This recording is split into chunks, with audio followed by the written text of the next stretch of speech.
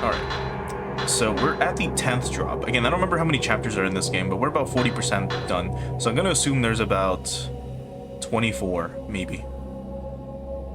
So we do have to find Rui now. Yeah. And let's see. Because we had Ren's groom outfit last time doing some of the cutscenes, and he looked really stupid. Let's swap over to the normal outfit.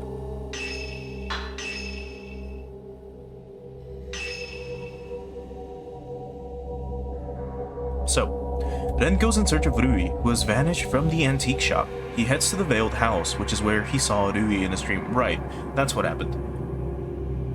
We were, what was it?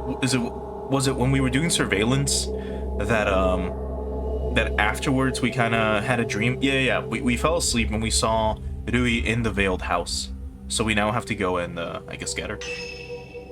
All right. Anything to buy? Nah, we should be good. Let's go ahead and start.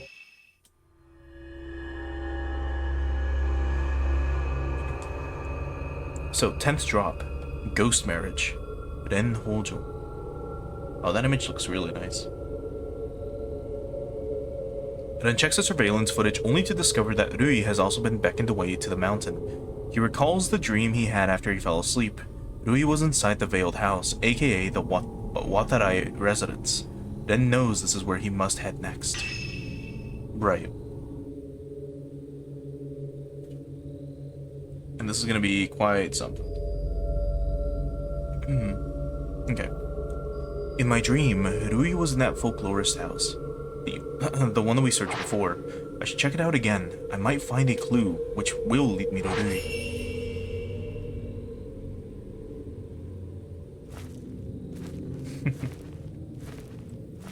And it's been a while. This game is so good. But we've been playing through Higurashi as well, and Higurashi is also really good. Alright, let's see if we can upgrade our camera real quick. We can, actually. We can make it reload faster. So let's do that. There we go, now it's super fast. And we can hold off, I guess, on buying output next. For now, mainly because we can't afford it. Let's swap over to the Type 7. And you don't have this, right? Oh, you do, which is weird. Gotta get used to playing the game again. Right, this thing. I almost forgot about it. And then we gotta go... not down this way. Whoa. Just start moving.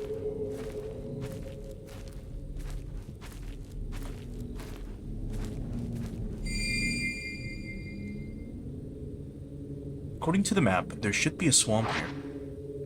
Right. It's this giant circle.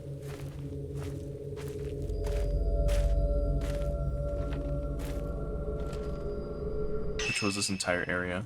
Oh. Collapsed room. So we haven't been here yet. Oh, like the fog coming in. Oh, it's so fucking cool. That is so rad.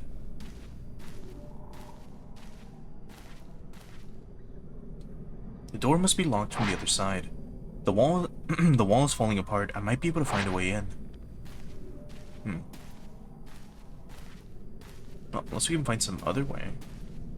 Unless it has to be from the outside, which it seems like it might have to be. So if we check this way, right, like the swamp is in this area. Maybe we come from this section, or this section over here.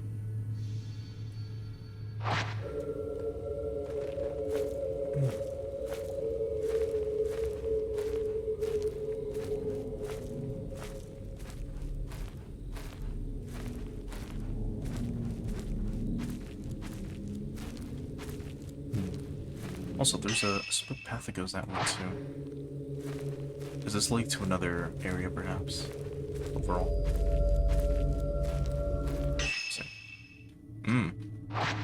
Alright, well, let's explore a little bit before actually going where we need to.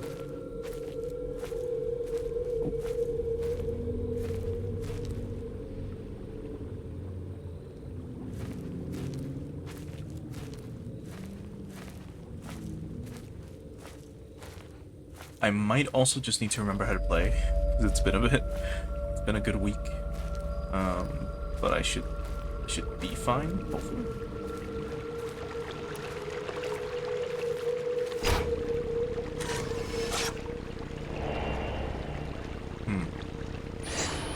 Almost missed that. Oh no.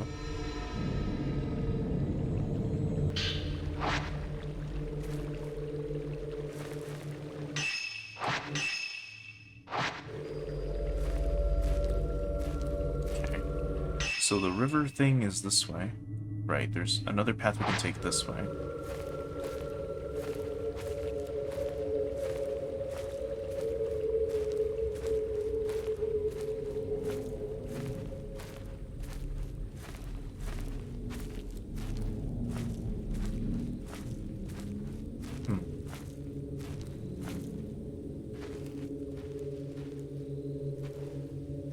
We should have circled around to the medicinal herbs that are right here. Oh, no. Never mind.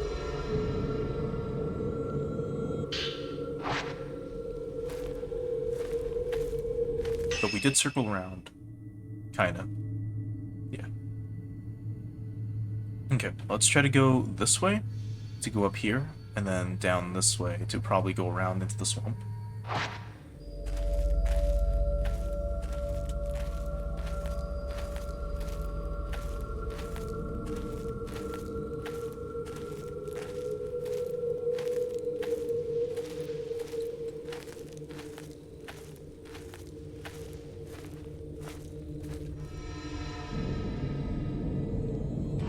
Oh, come on. Like, I even saw it coming.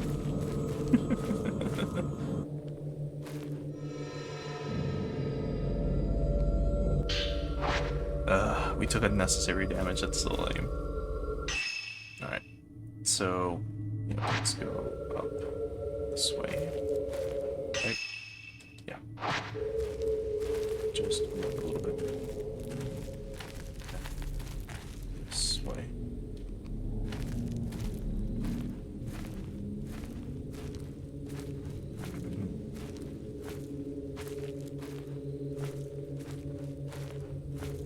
Another statue, but I don't think we're gonna. Yeah, we can't interact with it.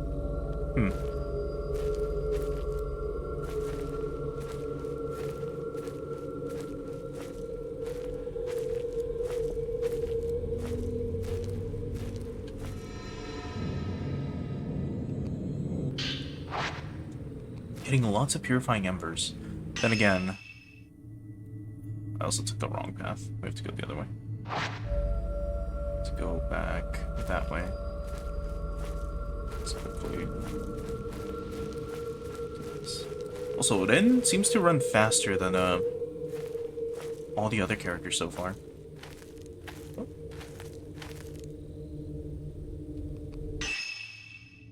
Okay, I was like, are we back at like the entrance over here? But now we circled all the way around. Good.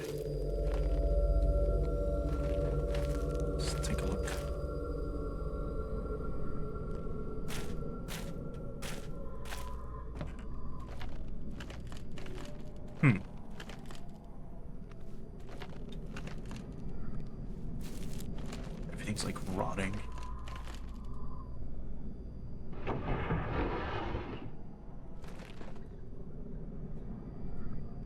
Now this place was called the Burnt House, right? Yeah, the Hall of Fire. And the foyer, and this is the collapse room. Or the collapse room, is it bad?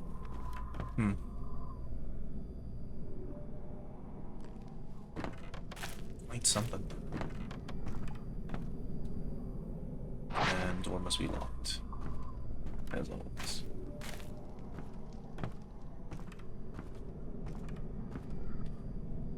Wait, aren't these...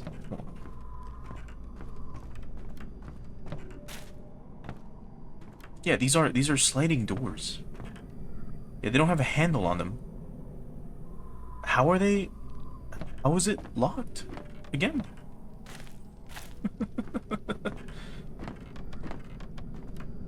It's a thin, like, a super thin wooden wall.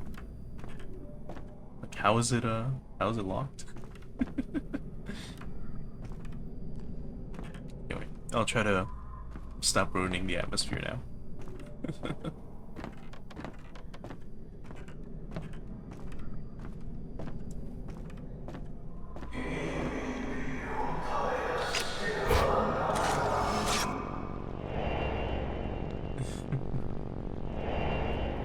Two men by fire. Nice.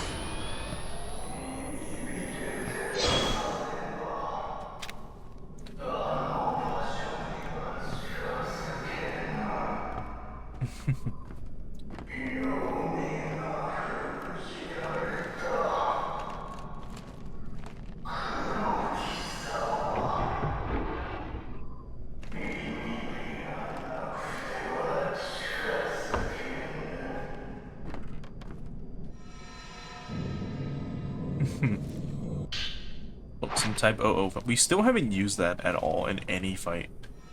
I keep forgetting to. Like, swamp over to it.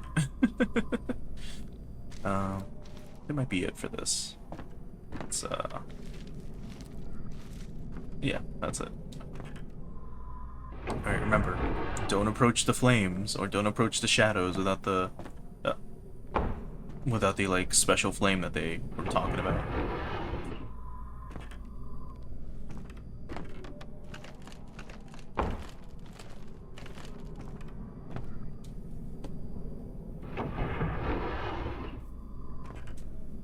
Oh, this room is like pitch black. Yeah, like I can't see shit. Maybe like this. That'd be better. Kinda. I mean, we're zoomed in, but I still can't see too much. This is like a little balcony. Ah, it's stairs. That's what it was. Okay, well, let's check the other room first, which I believe we haven't gone through. I guess I can check this way. Yeah, we have not. This one. And then we'll go down, down those stairs in a bit.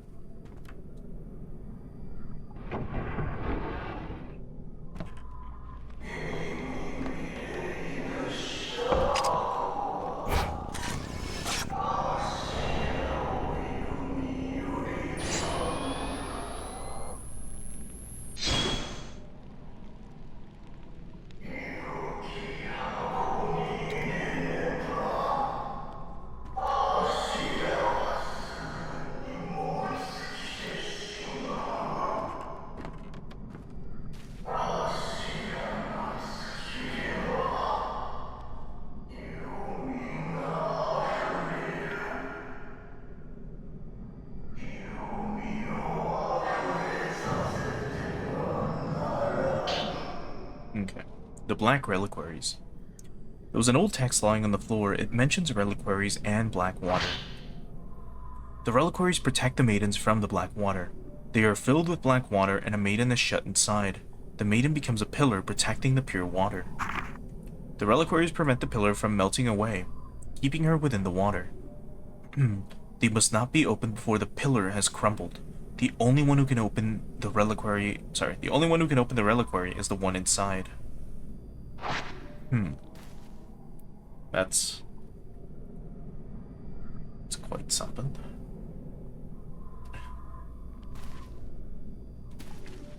So what's in this? Oh, okay, they're just pots. Or like vases, I guess. Now,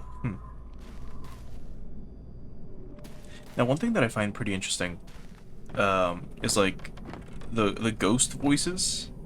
You know how they're like moaning and stuff like that, like the guy who was just talking.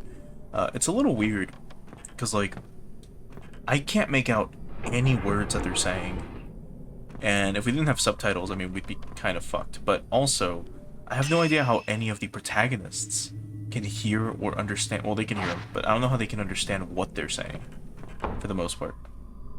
Also, this. I thought this was the shrine room from within the temple, but no.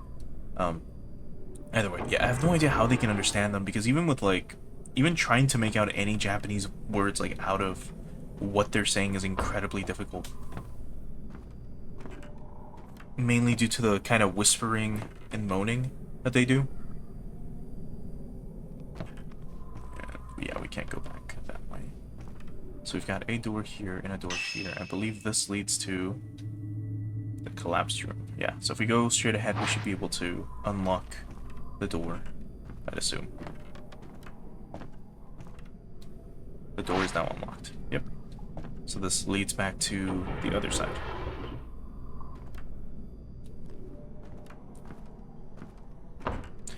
Now imagine some ghost, like, locks it again.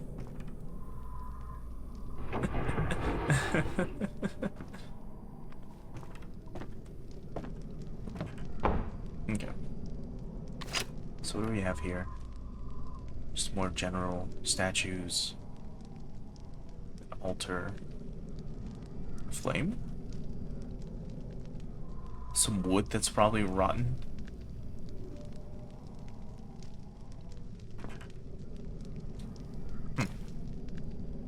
Okay, well, let's grab this.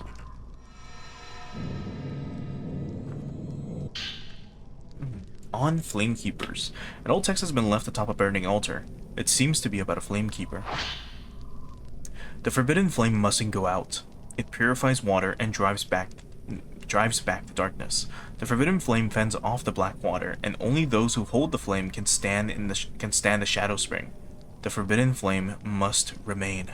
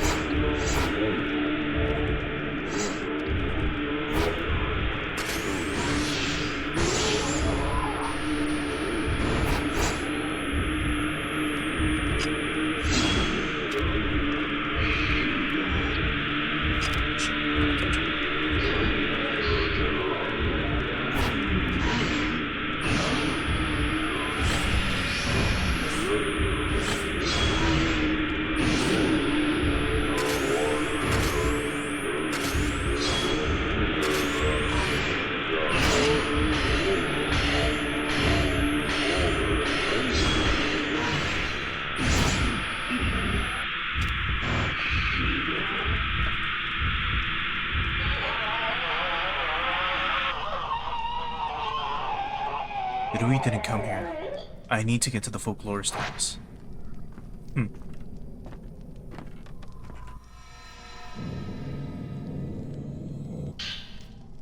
So, Bloodstained Note 2. An old text has been left by the fire altar. I can see black stains in several places. This mountain must end. You must take it with you. Do not leave it behind. Do not allow it to linger.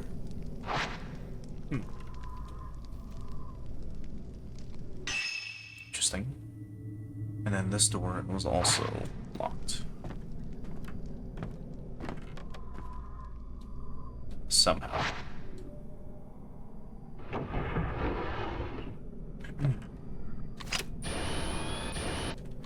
Okay, so if I check the map once again, I guess it'll still like show me this map since we're inside of this building. Let's leave real quick.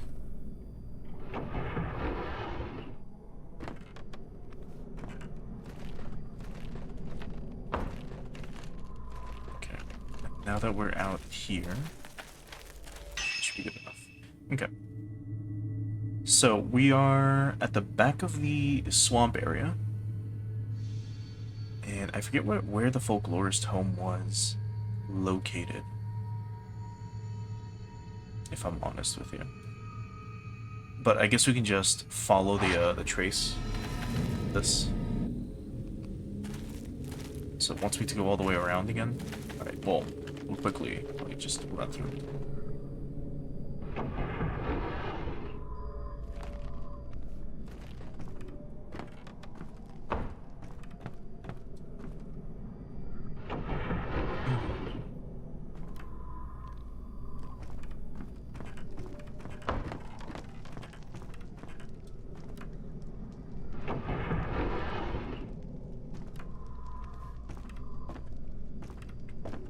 Nope.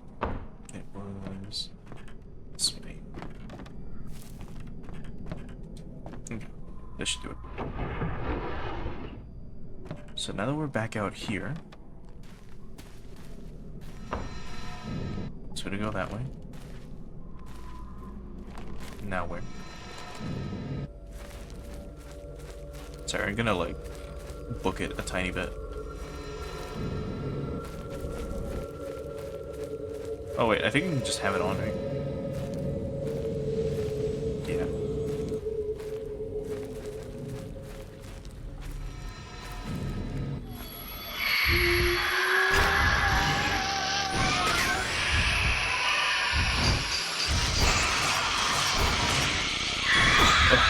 That was terrible.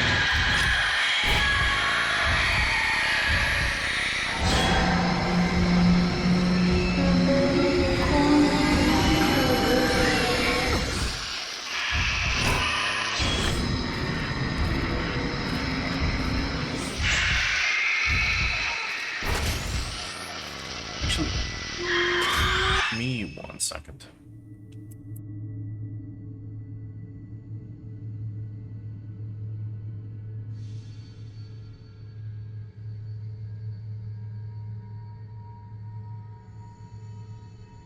There we go. Sorry, didn't mean to interrupt this too much.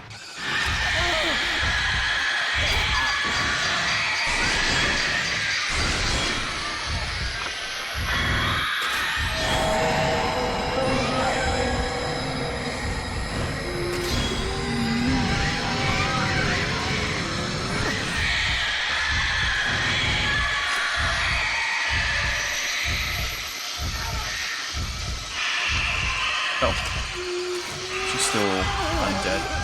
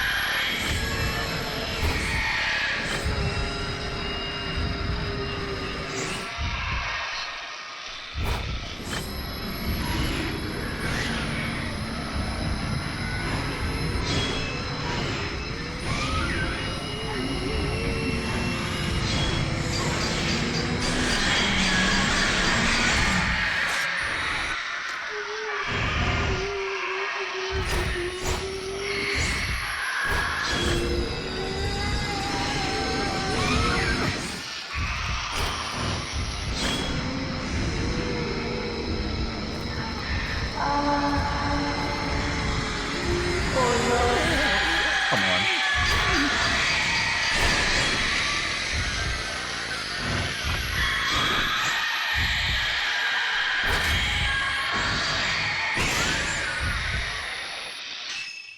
Ugh, that was so dumb. I'm playing like garbage right now.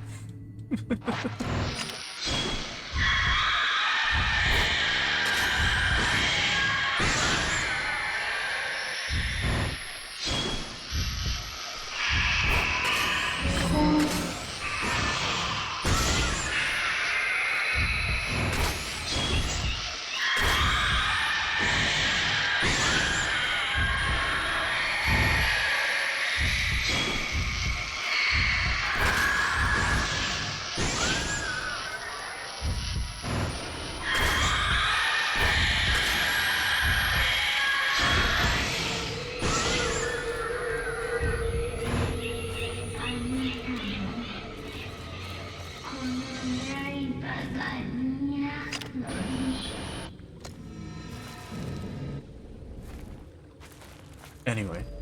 Man, that was so fucking bad. I was playing like fucking garbage.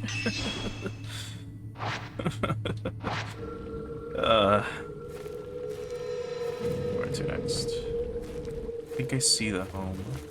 Was it this way? Yeah.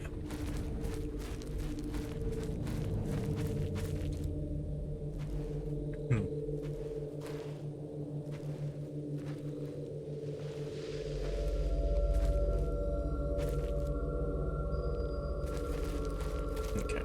It should be... Is it straight ahead?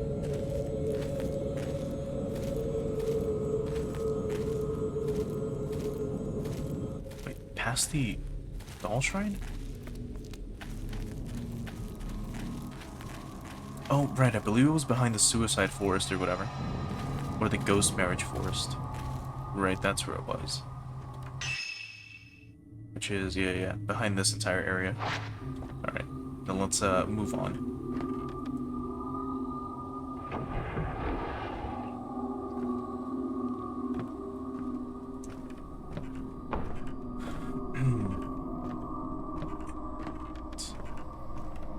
No, I believe we can just go, yeah. That's where we came from, we just go around and then just go straight ahead. We should be able to just go through this way. And then take this side path here. So go in, this way, this way, this way, this way. Assuming this door is unlocked. The map doesn't show the map doesn't show the location of the veiled house. Hey, no worries, Bo. Catch you later. Hopefully you feel better, man. It's some rough stuff. My best bet is to go through the tunnel below, of course.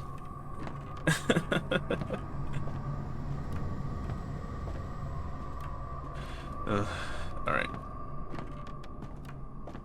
The door was literally right here. What am I doing?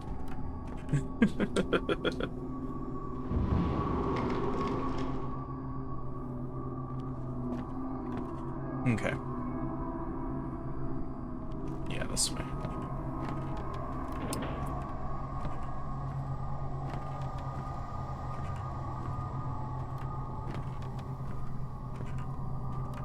Okay. So, let's try going through this underground tunnel. I really was hoping it wasn't gonna let me do, or force me to do this. Not because it's scary or anything, but it's like, slow. But it's fine, I guess we can pick up items while we're here. It is kind of funny how he's like, well, I don't see like the map telling me to go this way, so let's go under.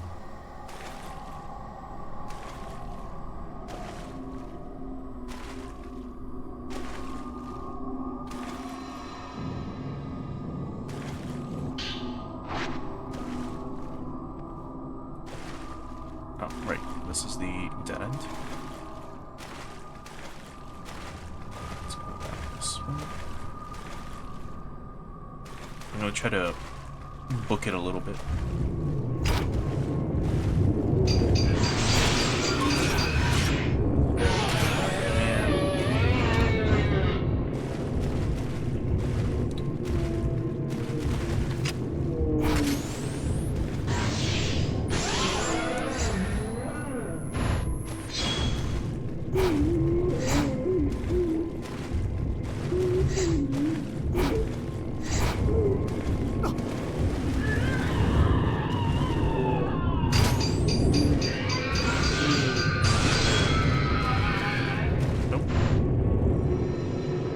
Got some of them. That was weird.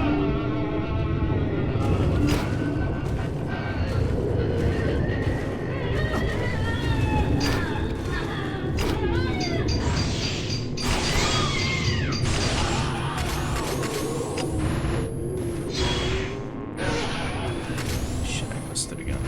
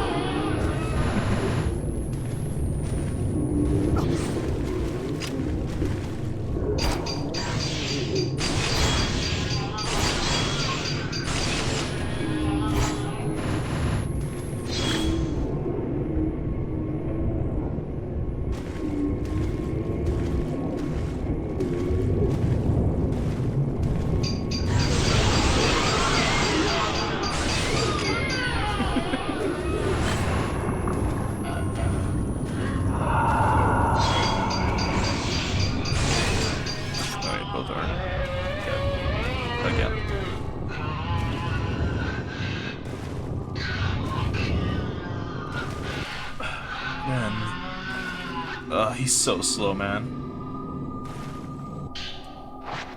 And more Type 00 film. They're giving me quite a bit of it. I'm gonna assume that we're really gonna need it.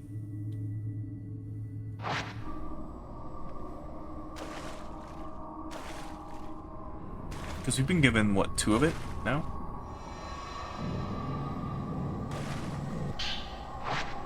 Right.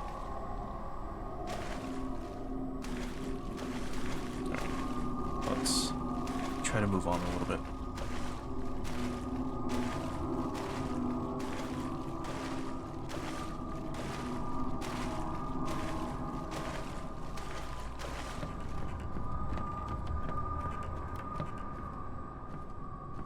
Okay, so from here, we can go this way and then around the corner, basically.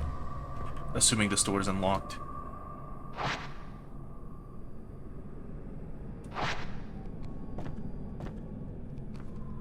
Oh. I see. I misread it.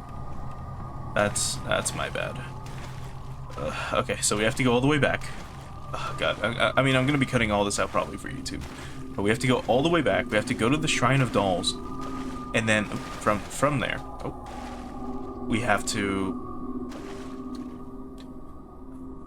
yeah, we've read that before.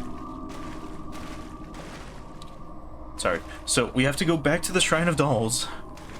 And then from there, try to take the underground passage once more.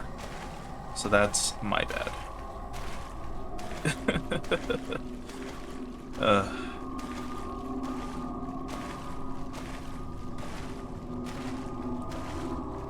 so back up we go.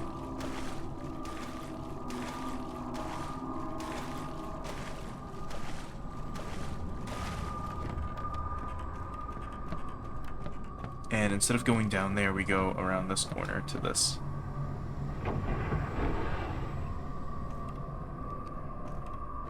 Right. Also, these dolls have moved. They were not, in this position before.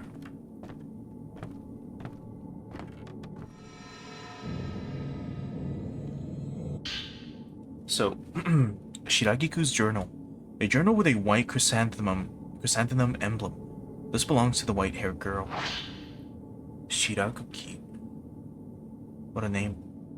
Until I am 7, I am with the gods. I am unborn. When I turn 7, I will become human. That's why I will become a pillar before I turn 7.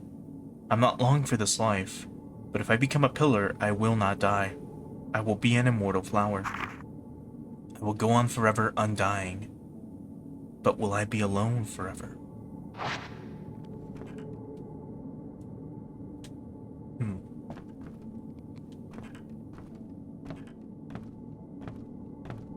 Interesting.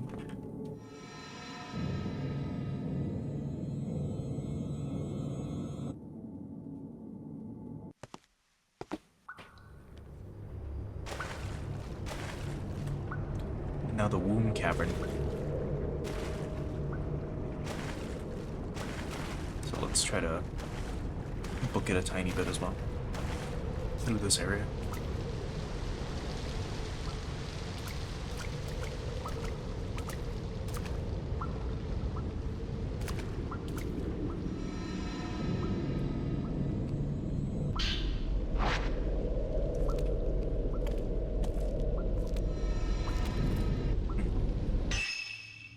Yeah, because there's nothing this way, right? Yeah, there's that door that's still sealed.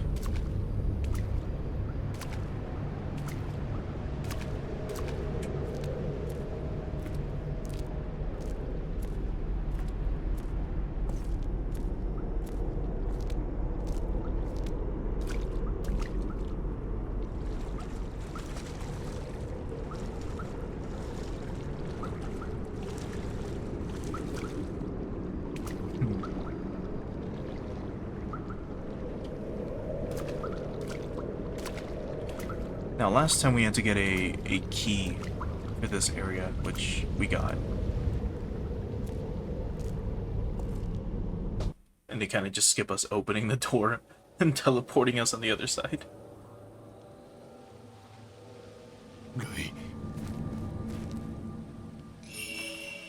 Okay.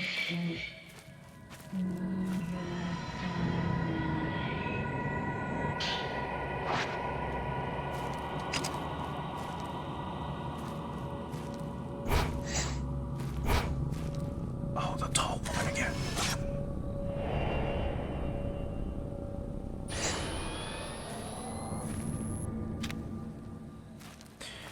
Man, she's been like the creepiest thing in the game so far, in my opinion.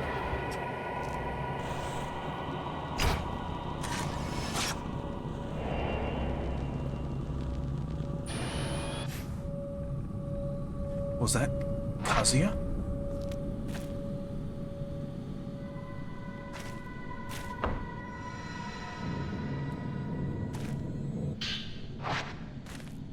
We're getting so many sacred waters too, which is crazy.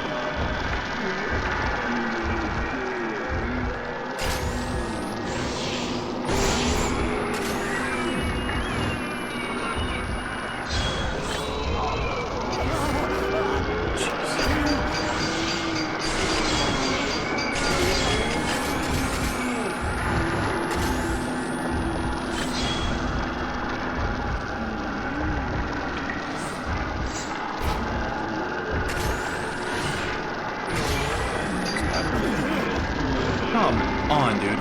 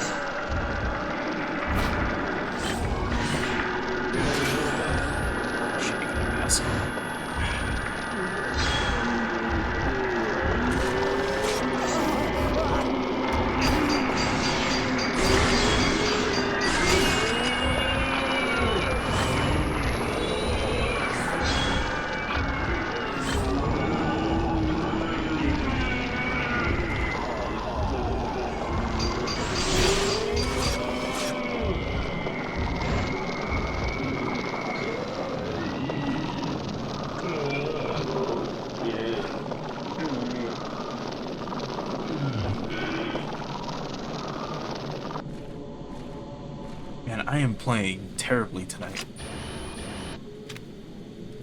So sorry about that. Alright. So, this area was flooded. We had to go all the way around, I believe. I think so. We'll see. Nope. It was up the hallway with the phone.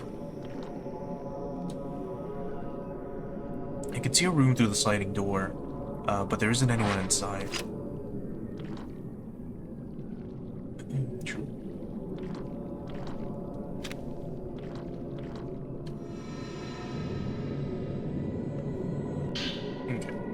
So one of Rui's journals. Mr. Hojo came for me once before. He'll come for me again. I'm waiting. I'll keep waiting. Waiting is all I can do.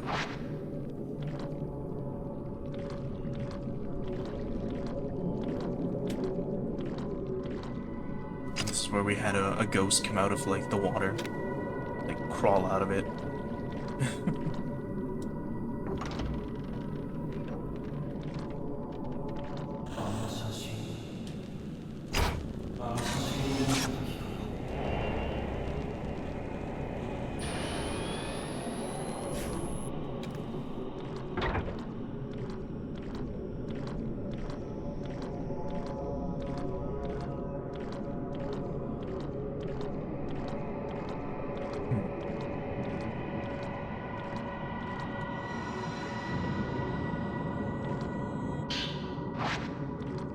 Might want to swap to that one now.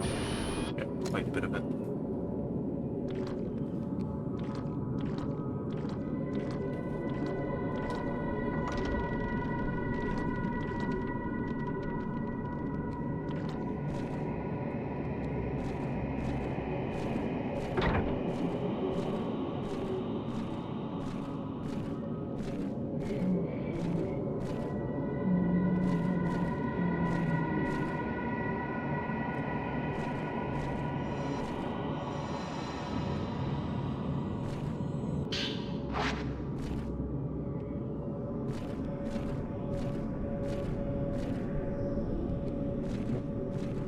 Grab it. Thank you. No. Grab the fucking book. Alright. So Folklorist Notes 8. I think we only found up to like 5 last time. Anyway. The old texts found at the shrines tell of a disaster. The waters, tainted black, flowed down the waterfalls, sullying the pools, and became a black mist that enveloped the mountain. The sun turned a muddy crimson. The border between the worlds blurred. Now the waters are clear, and the mists are white. It is unknown whether this disaster actually happened, or whether it was passed down as a mere cautionary tale. If it really did occur, what must the locals have thought? Did the mountains rumble, appearing shrouded in black shadows? Did the rivers look like long strands of black hair? Did people see the black water running down the paths? The truth is unclear. What is clear is that the waters now are clean and pure.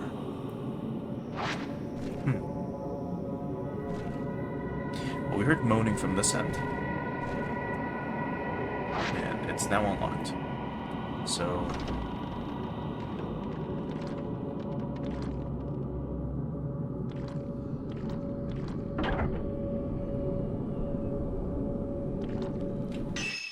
have we explored here?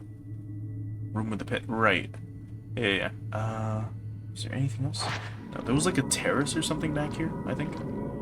And we could see the tall woman last time, I believe.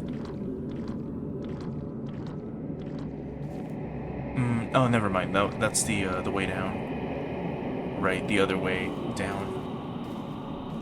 And I guess if we came up the other way, we would have been told that the room is was locked.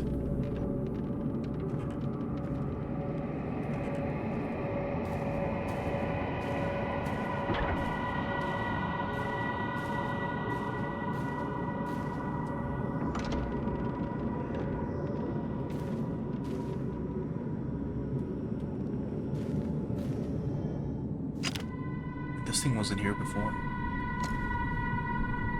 There's a black box in the middle of the room. Dark stains mark the floor as if something has seeped out. And I guess while we're at it, might as well do this. Just in case.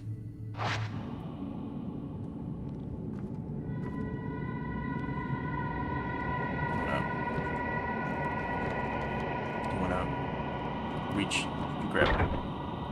There we go.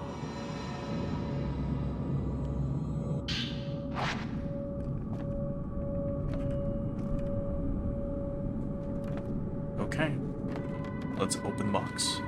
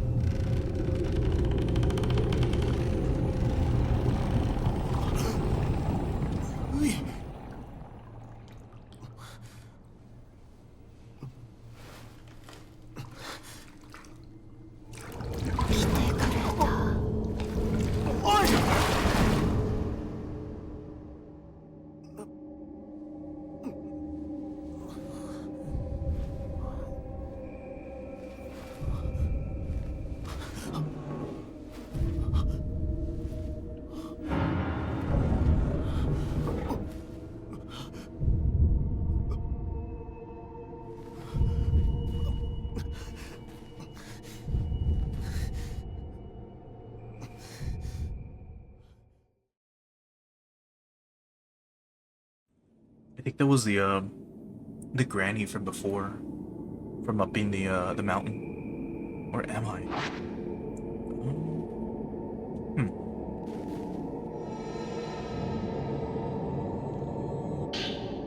Kazuya's note. New-looking notes have been dropped here. I recognize the handwriting. It's Kazuya. It's Kazuya's. Now, not to break the immersion too much here. I know in Western languages, it's a lot easier to be able to tell someone's handwriting because of the way they draw or the way they write certain letters, right? Like, I don't know. If you know someone that dots their I's, you know, they do like a little heart for the dot, for example, for every single letter I. That shit stands out, right? And you know exactly who it is. I'm not sure how that can happen in Japanese. I'm trying to think really hard as to like how that can be done in Japanese. I assume it's possible, right? But like, you know, if you've probably had like an English teacher or something who's like, oh no, I mean, I knew this paper was yours because I recognize your handwriting. Something along those lines. If not, you've probably heard that said to someone else. So it makes me wonder how that can be done through like Japanese. Huh. Like maybe the way some kanji is written, or maybe it's specifically for like the kata, for hiragana, maybe? Either way. I don't know where I am or how I got here. The last thing I remember is calling him on the phone. Maybe if he could have stopped me, I wouldn't have ended up here. The ceremony will start soon. This is the end. Oh, Kazuya. What did you get yourself into? Now, I believe that's a kimono. This right here. I believe this is a male kimono. And it might be, assuming, it might be like one of the wedding kimono that men wear. I'm not sure. There's a scroll hanging in the alcove, and nothing else. And then the granny was like here. Oh my god. I thought it was someone standing there. It's just the like decorations.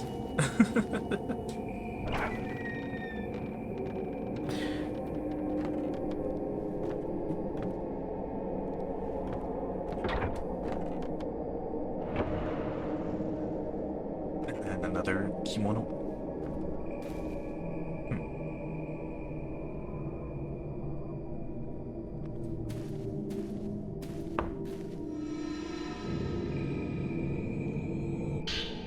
Alright, Dr. Aso's records. An old book with a blue cover has fallen on the floor. The name Kunihiko Aso is on the spine. This must have been left by Dr. Aso, inventor of the camera obscura. Huh? As photography is still so expensive, it's common to dress the deceased up for post-mortem photographs. Upon seeing those pictures, I decided to make a camera. Post-mortem photographs are more than simple mementos. They capture death and the soul in a way the eye can't. I devoted myself completely to making a camera that could capture what we can't see. As soon as I had a working prototype, I began taking post-mortem photographs. I traveled the country taking photographs of dead bodies. People were thankful to have the subject's spirits preserved. People in Tamai, Ayukawa, and Katase near Mount Hikami were particularly elated. They said they were like the pillars. But this is still not the camera I was after. It still only captures visible light. I have to capture what the eye cannot, the portion composed of shadows. If I do, perhaps I can prove the existence of an invisible world. Interesting. An invisible world.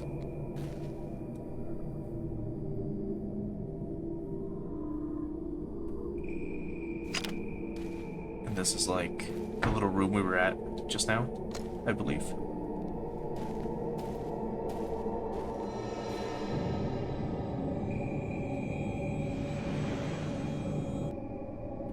There's nothing. And then another kimono. Speaking of, House of Joining is where we're at right now. Or the House of Joining, I mean.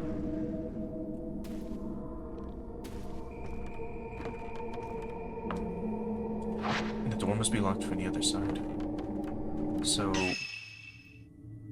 Oh. I'm like, so where the hell did we go? But there's like, the stairs are back here. There.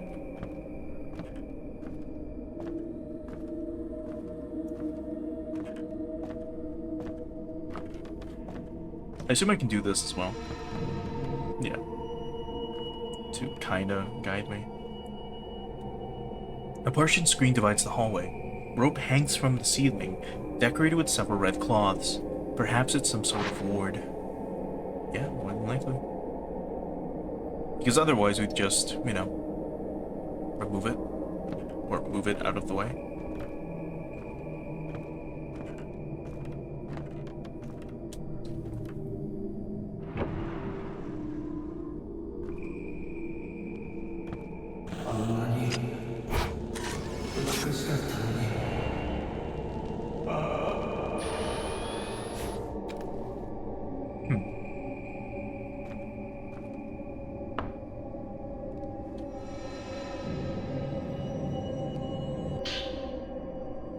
On choosing a bride.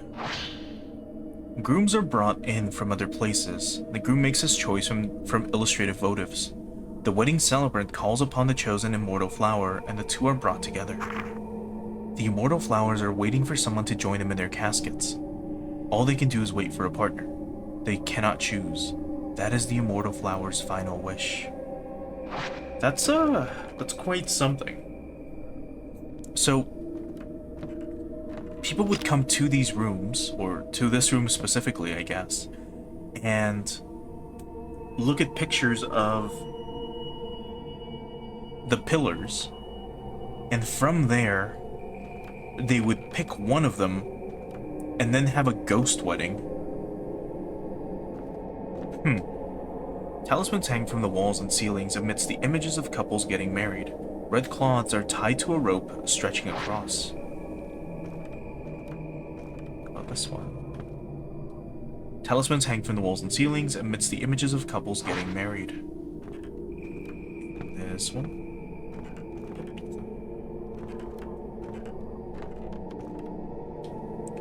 Enshrined on the altar lit with red candles is a small box behind which is an image of a couple getting married.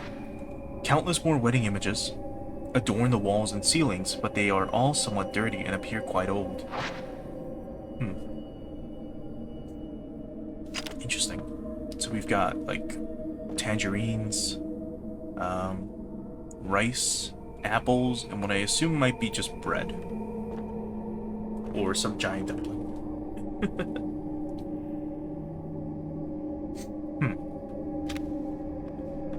Okay.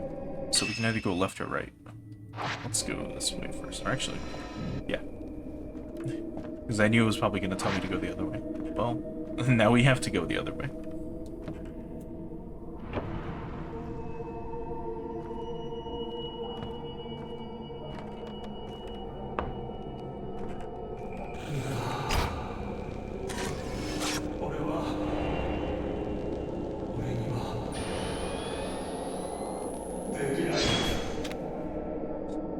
Unfortunately, we can't leave them alone, man.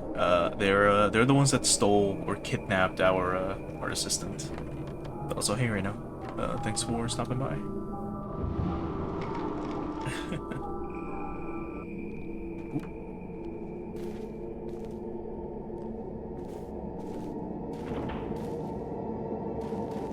I've been doing well. You know, just... I took yesterday off to kind of rest a little bit. But otherwise, not too bad. Hopefully you're doing well, too. Regarding bridegrooms, an old text at the seat of honor in the banquet hall. I can make out bridegroom. The bridegroom's soul after the ghost marriage is bound with the bride and placed with her in the casket, so that the pillar can remain strong. The votive of the wedding is finished, and the groom's soulless body is interred in the Forbidden Valley. The souls of men driven mad by the ghost marriages are enshrined in unmarked graves in the Forbidden Valley. The corpse is placed in a reliquary alone and interred in the oh my god, in the depths of the womb cavern. So, you have men that get chosen, brought over to the mountain, and then from the mountain, or once they're in this like room, they pick a wife that's currently a pillar, which as we know are women that are stuffed in boxes, and they are essentially immortal in the sense that they cannot die but are in constant pain. A man ends up choosing one of the brides, and then they are essentially killed, I assume. Somehow their soul is stolen or taken from their body and placed somewhere, and the lifeless corpse is what's shoved into the black box along with the bride, where they are then forever just within the box. And those who cannot handle like the rite end up just being shoved in a box and thrown in some grave that is unmarked, so they're just buried somewhere in the mountain. That's pretty insane.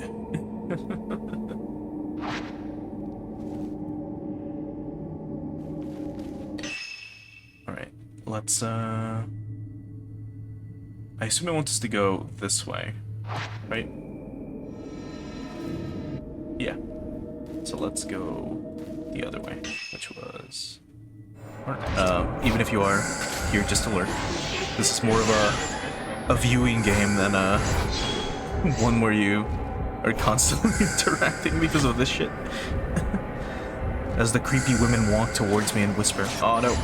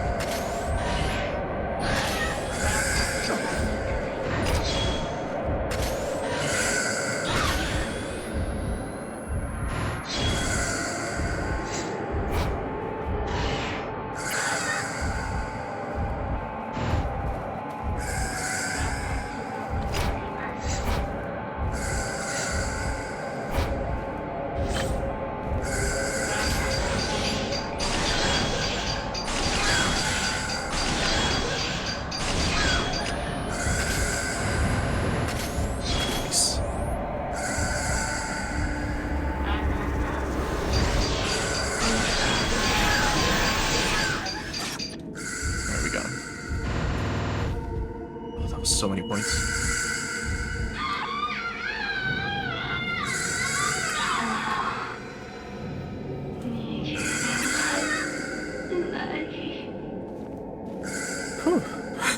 God damn. Alright, I think what I need to actually do is upgrade... Where's the, not this.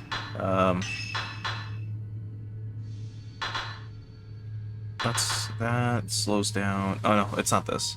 Well, actually, this wouldn't be bad, but I think the other camera obscura that we have is the one that has like an upgrade specifically for pushing back like enemies. Yeah. I should actually grab this while I'm at it, just to deal more damage. I think I had done that, and I think it removed it.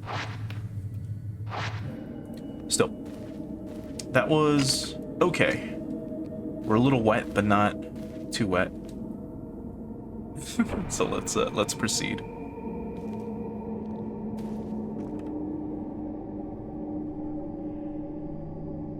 So this should be, yeah, it's the other side of this. There was a screen in the way. Also, hey Reno, thanks for stopping by. We're continuing this after issues last week. Alright, so where did they actually want to go? Yeah, straight ahead. So let's hold off on going that way for now. Let's try maybe going around this way, and then down to like this hallway, and see what happens. Or seeing what happens. Oh.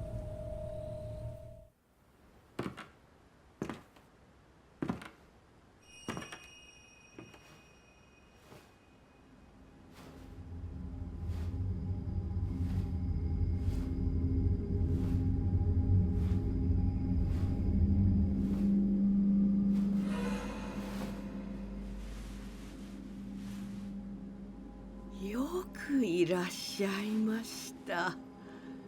麻生様がまた来られるとは、こんなにめでたいことはない。ちぎりの相手はもう決まっておりましょうな。さあ、花嫁が待っておりますゆえ、こちらへ。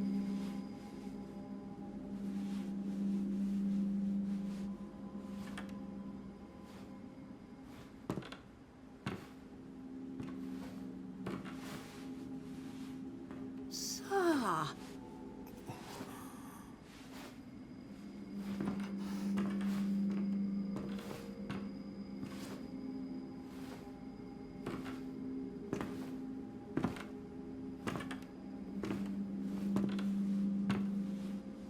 こちらへ。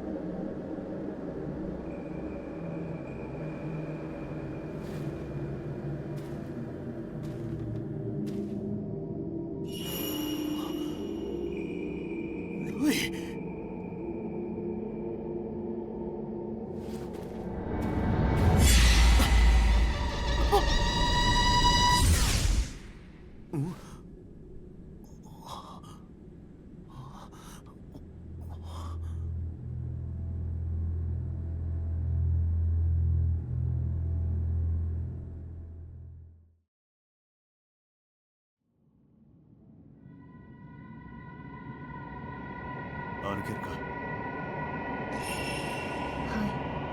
い、先生。お待ちしてました。ずっと。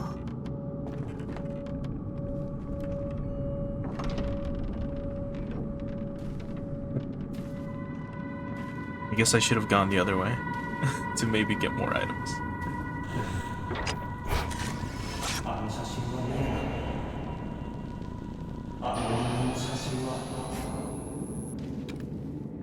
Right, it was Kazuya who we kept seeing. That was his name.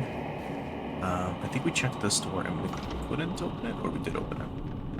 But I don't think it led to anywhere. It was just the dead end with the room with the hole in it, right? Yeah. Okay. Now, we did find or see the tall woman once, while exploring or coming this way. So I hope she doesn't appear again. She's like the only genuinely disturbing figure we've encountered, in my opinion, so far. Like, just a very, very, very tall, lanky woman with a simple, like, just dress and a straw hat. Like, that's been pretty unsettling. We can check here. Again.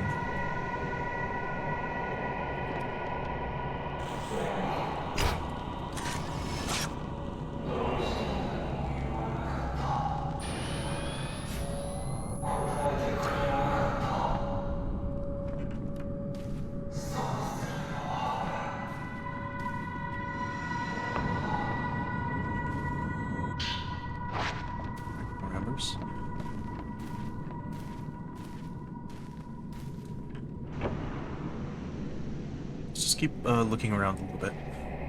See if the tall woman shows up again.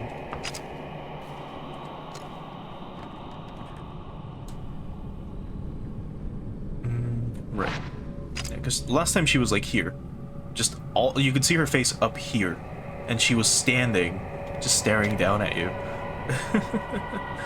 Alright. Let's leave.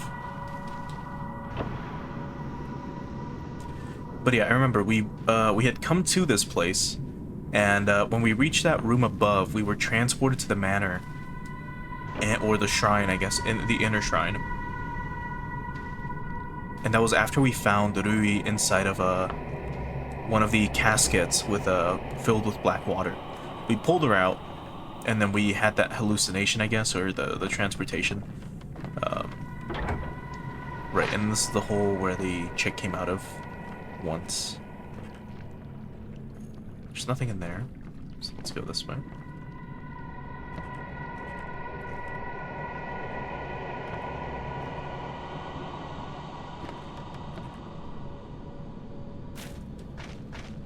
The door is being shut by a powerful force. Mist is starting to fill the building. The veiled house may be about to disappear.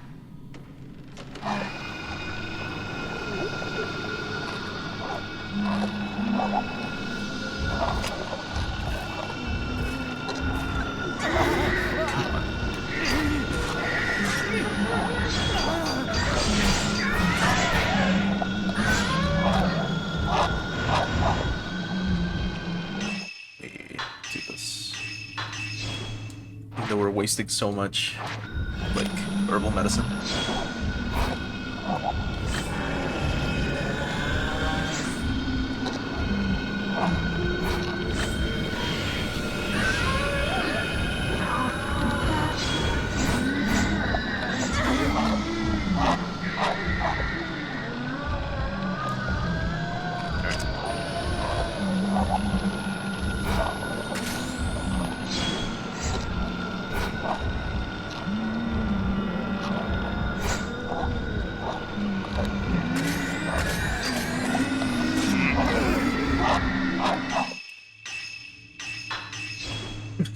I don't play for a week and I get rusty as hell. So sorry about this.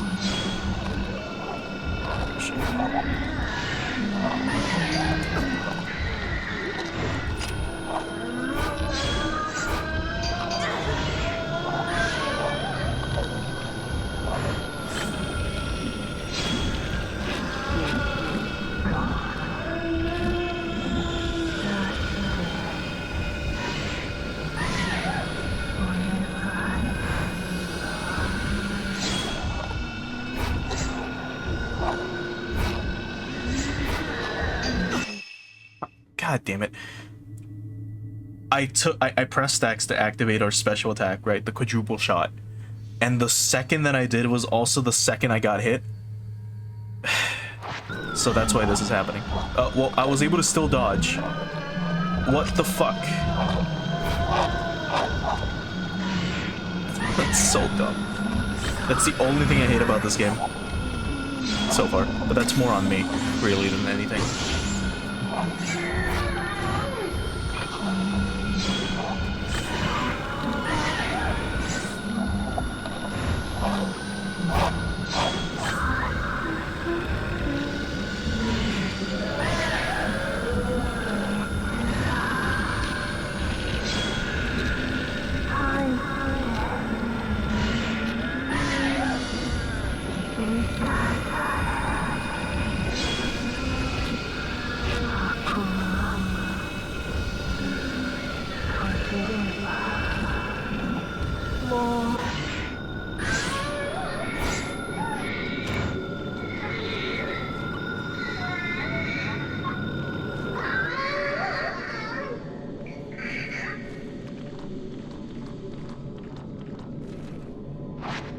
There's still other forces this way.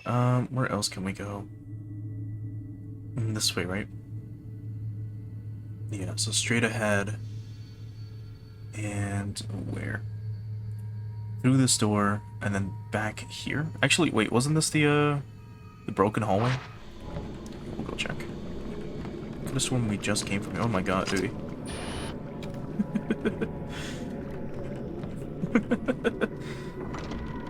Her just appearing out of fucking nowhere. Yeah, this was the servants' quarters, or the other entrance with the tall woman, and we couldn't get out through here. Unless there's another way to go that might be missing.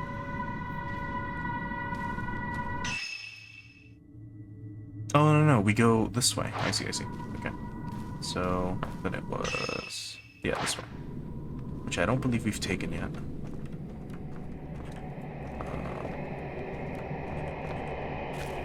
And it's locked.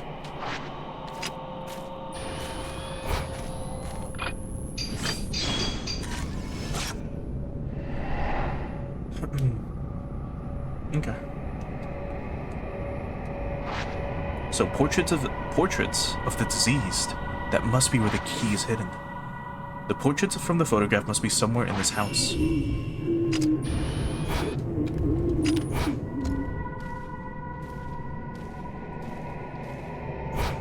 It's right here.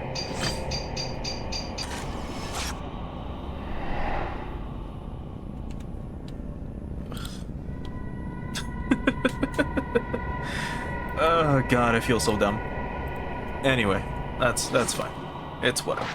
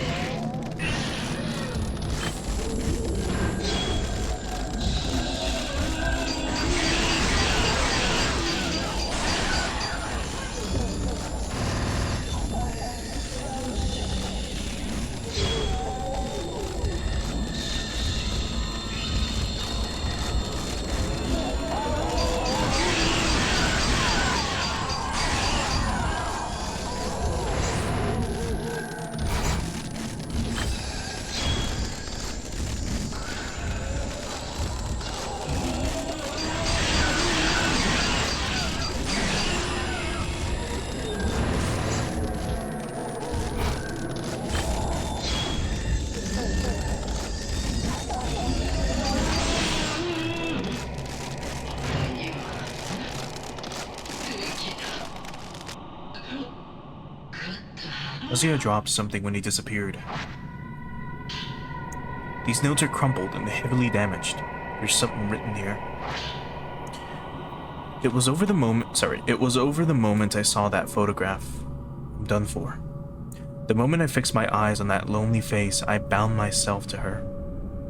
I know that if I change my mind, I'm dead. I've been chosen to be her groom. I have to go now. She's been waiting for so long. She's waiting just ahead. But not for me. She's waiting for another. Kazuya.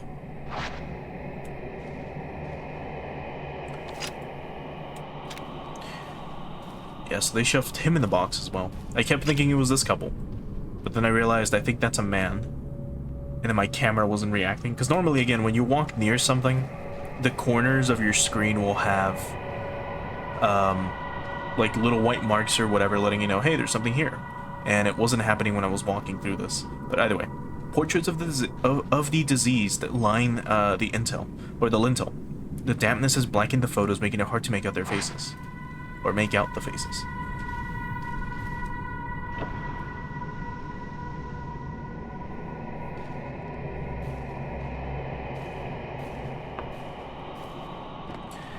But poor Kazuya.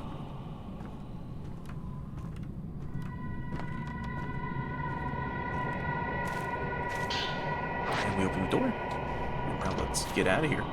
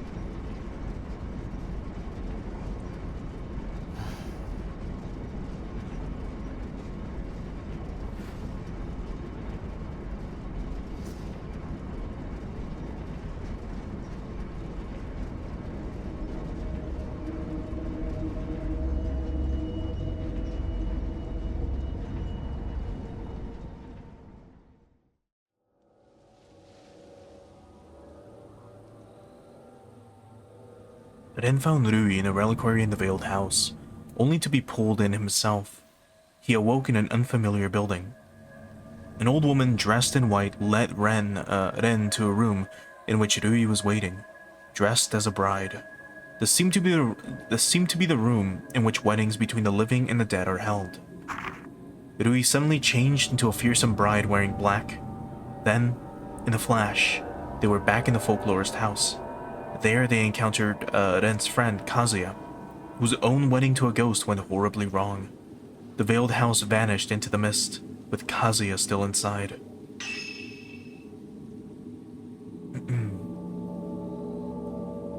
And somehow we still got an S+, and I'm not gonna complain. Considering how terrible I feel like I did, I'll take that. Because my god, that was a horrible, horrible fucking chapter. In terms of like how I played. One other thing, now that we're no longer quote-unquote immersed, I'm not sure how true this would be for Japan, but like, I don't know, if you were to go to England, say in the late 1800s, early 1900s, the English that they speak would be a tiny bit different. If you were to go back to England to the early 1800s, the English they speak there would be incredibly different. So, assuming, I think this game does take place in modern day Japan. I believe it does, considering some of the outfits. So, like 2013 or whenever this game came out. Assuming that that granny that we encountered, that old woman, was from, I don't know, maybe 60 years ago. It would have been the 1950s, just about, in Japan. And again, that's assuming that's when she died. She could have grown up in the 1800s. I don't know if they spoke a different type of Japanese back then. By that I mean, well, it's because words have definitely evolved a lot over time. For example, with Japanese, it's kind of hard to like think of examples, but one that I know for sure is like the word, I believe it was, no, it wasn't that one, or was it? I think it was yaro, which, I mean, you've probably heard in anime, right? It's used as an insult. If I'm not mistaken, if this is the word that I'm thinking of, yaro used to be it used to be an honorific. It used to refer to someone of high status, but then it was used sarcastically to refer to people, and then it basically it went from having a positive meaning, you know, a positive, you're a high-ranking member in society, to you're a slum, or you're from a slum, you're a bum, you're an asshole, or any other, like, you know, synonyms for that, any other insults of a similar variety, right? So you can kind of see how there's certain kanji, there's certain words that might be different back then, or that were definitely different back then. So I guess maybe because it's contextual, it might not. I'm thinking too much about this. Either way, this is just the linguistic side of my brain, I guess, trying to overthink things. Let's move on to the next chapter. So the 11th drop. So this is finding Miku, right? So we're now playing as Miu again, trying to find Miku. So Miu's mother, Miu's mother, Miku, is on Mount Hikami. Convinced of this, Miu takes the camera obscura from Yuri's room while she sleeps. Right.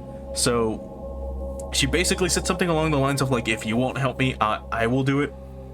And last time you guys suggested I use costumes, so we did get like Yuri the bathing suit, right? And then we gave Miu, well, we also got her a swimsuit. But I was playing as with the Miku outfit, because this is again, this is the outfit that Miku wears in Fatal Frame 1. So it's a very classic. This is like her outfit that she has on right now is a super like early 2000s outfit. Like this was incredibly fashionable in like the year 2001 in Japan. Some like choker, a low cut like blouse, and then an open like button blouse, and then some skirt, and then what's it called? Thigh highs, right? The original Miku wasn't wearing heels, from what I remember in the original Fatal Frame. If I recall, she was wearing like flat shoes, like typical, like flat shoes from the year 2000. But they just gave her like high heels. So I guess since we used this outfit last time, let's let's use the yellow swimsuit, because why not? It's still really weird that they wear heels for this. I don't know anyone who would wear a swimsuit and then also heels unless they're like modeling, right? But I guess that's common in Japan, maybe. I don't fucking know. We'll use this outfit for this chapter, and then we'll swap to the other ones that we have. But all right, let's continue. I don't think we need to buy anything. Yeah, we're pretty good on everything. Regular shotgun. Yeah, no, we're good. 11th drop. The Shadowborn. Having brought Yuri back from the Lake of the Departed, Miu stays a while at the antique shop. Convinced her mother, Miku Hinasuki, is somewhere on Mount Hikami, Miu knows the only way to find her is to follow her shadow. To do so, she needs the help of Yuri's camera obscura.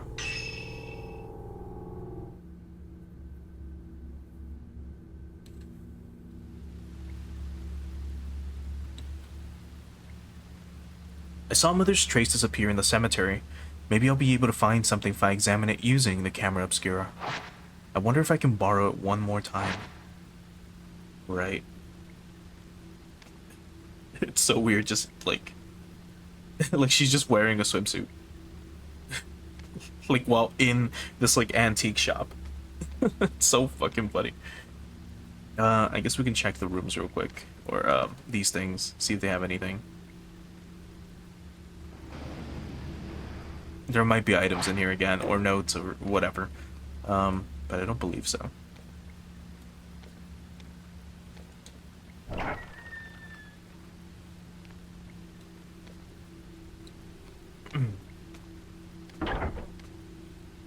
The camera should be in Yuri's room. Right.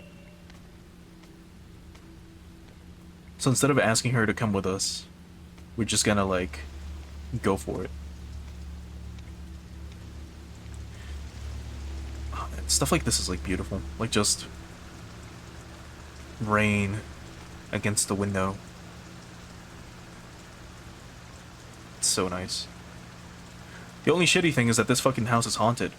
So that doesn't so that doesn't help. Like, that would be pretty terrifying in person.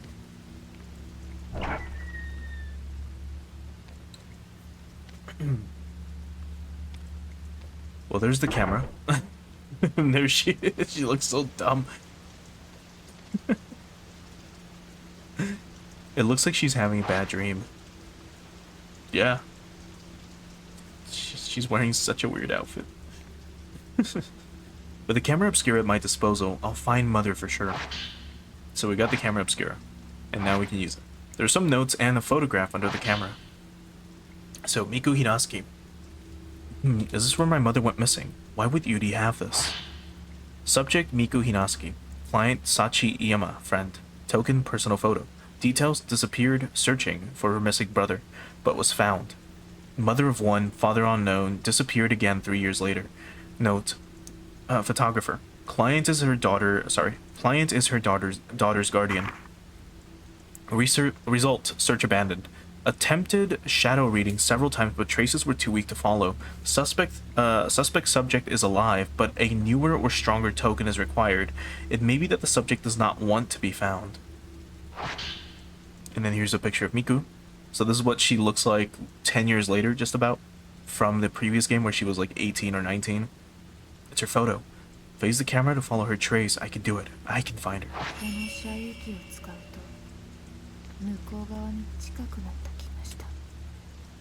And then there's something else. So, oh.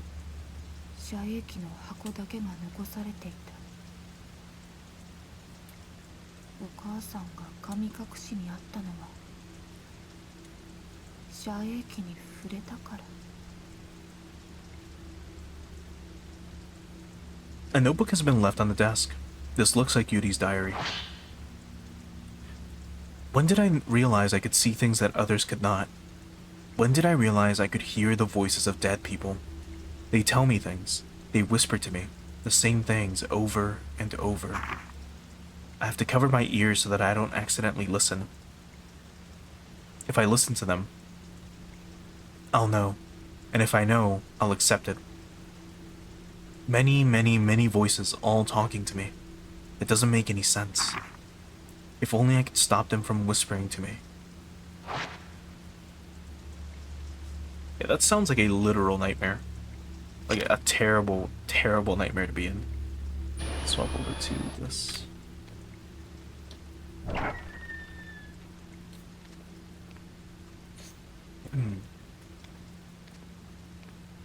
And Miku, or Miu, is in a very similar situation as well, where she has very strong, like, you know, reading powers. Shrine Maiden in Shadow, yeah. So again, imagine you wake up, right? Like, imagine, like, you know, she wakes up, she's like, well, I'm gonna use the bathroom real quick, which is, I believe, down this hall. And as you turn, you just see a chick standing here on the other side, and it's just a ghost. A literal, actual ghost. That would be pretty terrifying. Actually, what can you check? Because I think we've read this. Yeah, rain is pounding on the thin glass of the window.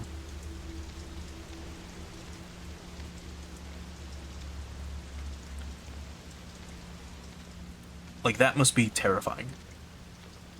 Let's see if Ren is in here. Or if there's notes or something here. So he's not here. So he must still be out on the expedition or whatever. And then those are just books on the mountain. Alright. Let's go out the front door and I guess start the mission. Because remember, we have like two stories kind of going on at the same time.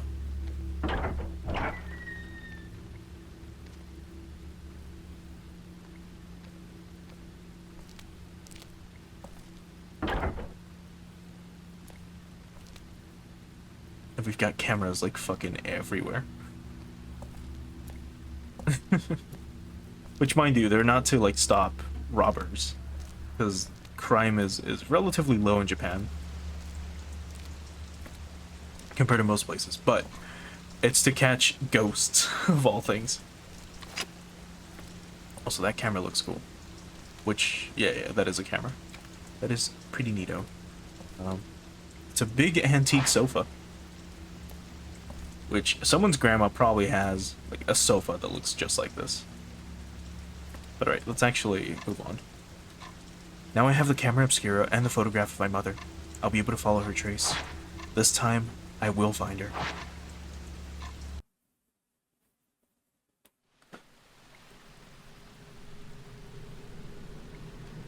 And the ephemeral station. Like, mind you, doing this is pretty fucking, like, scary. Like, realistically speaking. Because, mind you, what this chick just did is she took a camera, right? She took a camera that can see ghosts, left this antique shop that she was staying at, and then took a hike literally to the mountains. And then she gets on one of these, like a tram, and then goes up the mountain by herself, a haunted mountain by herself in the middle of the night, to try to find her mother. All while wearing a very goofy, like, swimsuit. I say goofy, right? But I mean, who the fuck would do this? I think they've mentioned how cold it is in the mountain at this, like, time of night. So imagine coming in a swimsuit while it's raining. Anyway, I'll let the immersion kick in.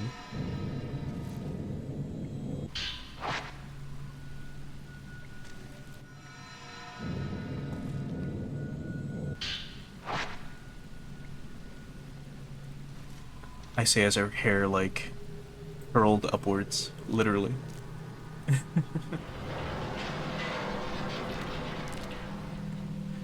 Okay.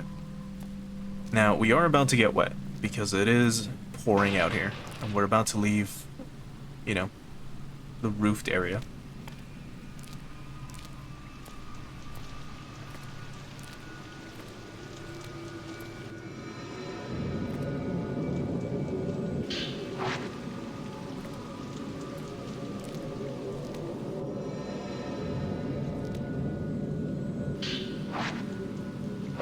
I'm out of room for these.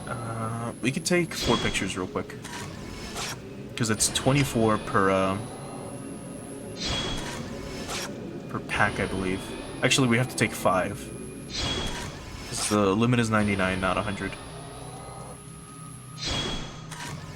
So 1 more. Alright, there we go.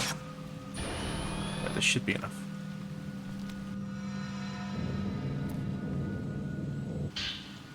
Yep. And now we're at 99. So much. And speaking of, I should do this before I forget. So let's enhance it. No, that's absorption. That's not what we want. Okay, we're close to output. To increasing the output. Let's do 1 on sensor to increase the attack distance. And then we should be getting enough points to increase our damage. Yeah. If we hadn't upgraded Ren's camera, we would have had enough. That's fine. Okay. Now let's actually head off to the mountain. Or into it.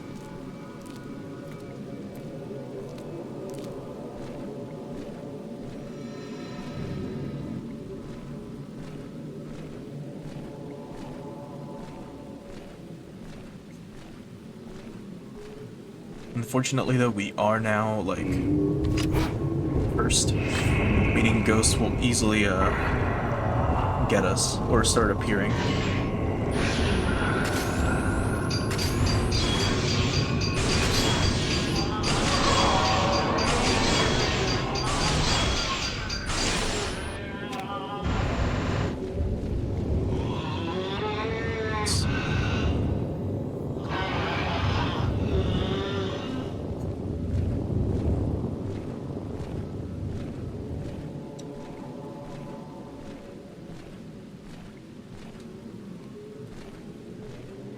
That also means we can one-shot these guys, basically. By that I mean if we can get a fatal frame off on them, we are golden, essentially.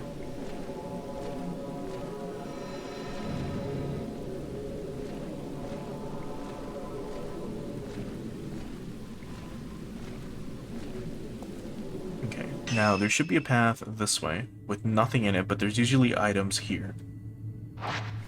So, assuming she lets me go this way, we'll quickly check, and then actually go where we need to go.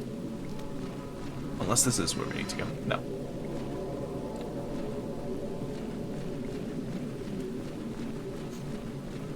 Alright, but here's something.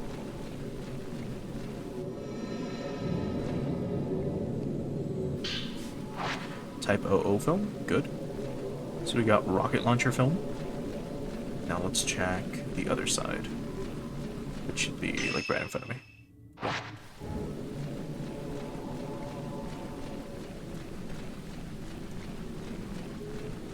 Oh, right, this is the fucking cave entrance. Oh, turn around. Thanks. Alright, let's go back up there. Now, we need to go to the graveyard, I believe it was. Yeah, it was the graveyard. And that's... which way? Miku Hinasuki walking on a side road. So I assume we might be able to see her and or find her a lot more easily compared to the other chick, mainly because she's our mom.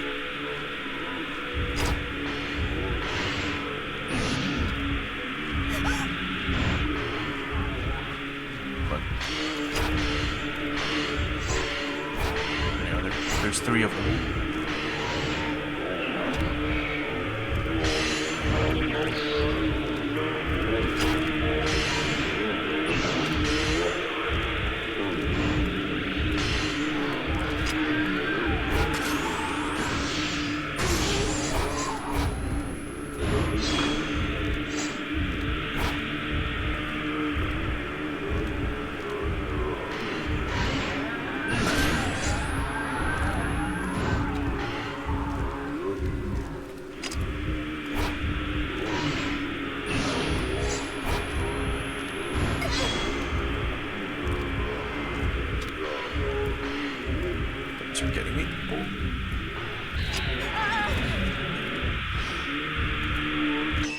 then we take a lot more damage because we're completely soaked.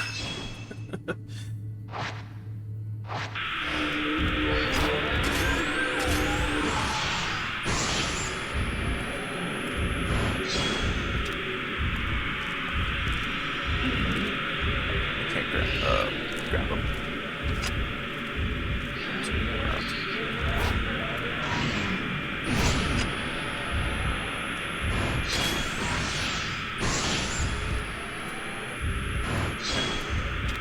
So both have fallen, meaning the last one's going to try to revive him. Oh, okay, never mind. I thought there was 3 of them. But I guess the other red mark that I was seeing was one of the flames or something that just went off to the side. This is the... yeah. The rope that got marked. You've already seen that. Yeah. So it seems like it might have been one of the flames and it was just warning me.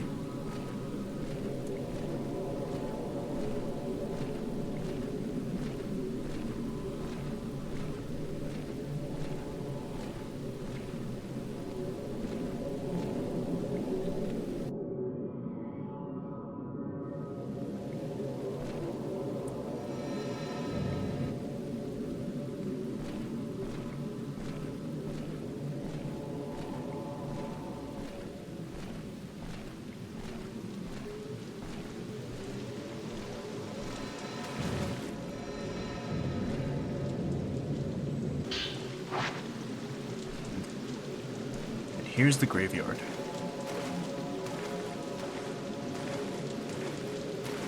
Now again, just imagine you're alone on a mountain that is a suicide hotspot. It's raining, it's cold because you're up like who knows how many miles or kilometers up into the air, right? Or above sea level. You are soaking wet, you are wearing almost nothing, right? Now you are in a flooded graveyard, an area where the remains of the dead, well, linger in the water that you are currently wading through.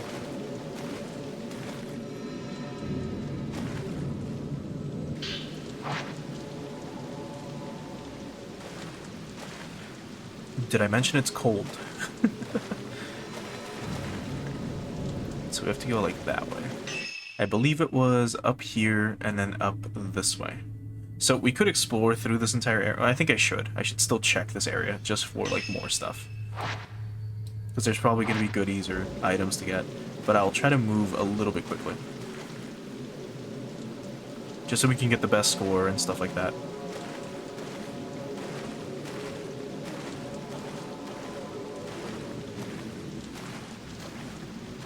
Yeah, now you're in like waist-high water.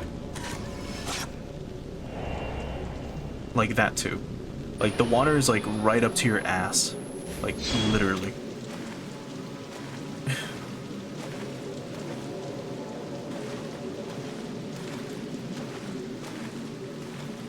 Or actually...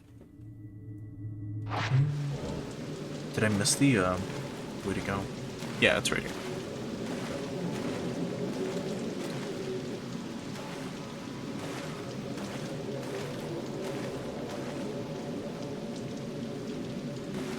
Because there's more stuff to get, usually.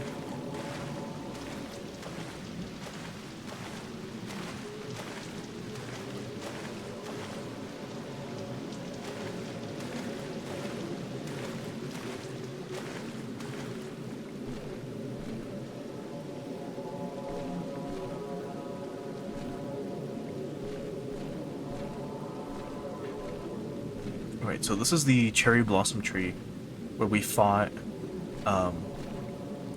the tall woman and a woman that hung herself. Other type of oafen. Yeah, I gotta remember to... well, actually, because if we don't use it, it's also good. Because then that means that we get to... like, we get a shit ton of points for not using it.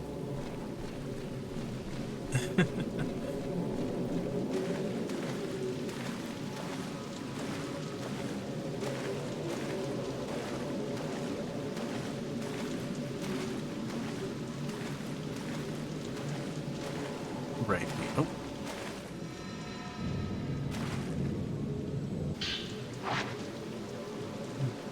More shotgun film. Now, if we go around this way, yeah, there should be one more item up here. So, let's grab all that, and then let's actually proceed.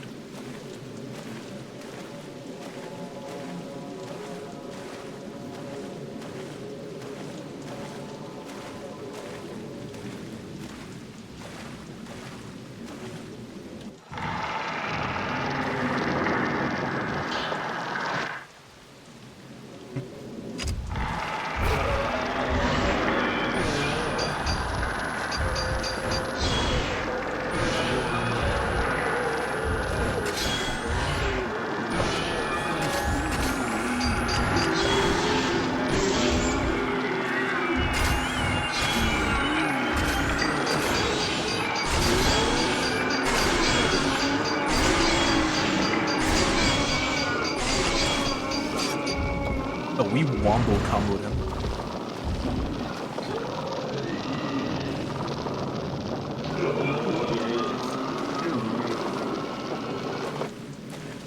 Yeah, this camera is so strong compared to it ends, but we've been upgrading the damage on this one and not it ends.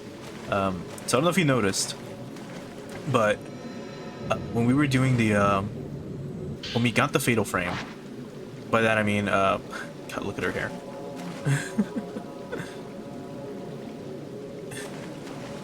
She looks like she has an 80s hairstyle. The second we move, it should, like, yeah, go down. So, when we get a fatal frame, remember, you can shoot as many times or as quickly as you can reload. So the higher your reload speed, the more damage you do, right? Before we had, like, I think 0.5 seconds or something for reloading. And then it went up to...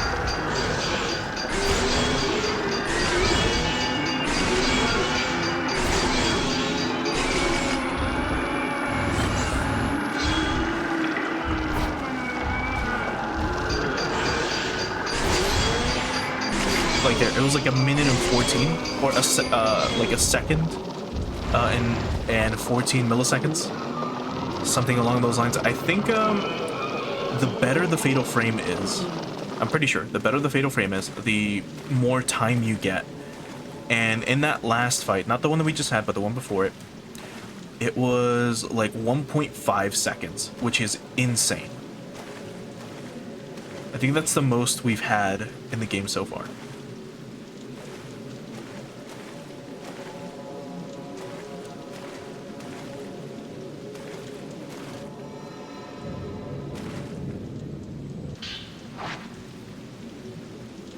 Okay, I believe that's everything. Or, well, we can check this little corner and the other little corner. And then that's it. So this corner, I don't believe there's anything here. There is not. Now, this one should have film, I believe.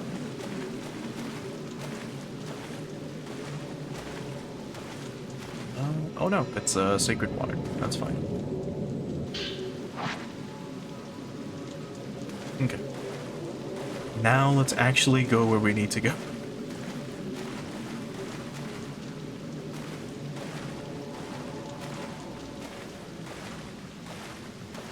Okay. And it's not in this corner.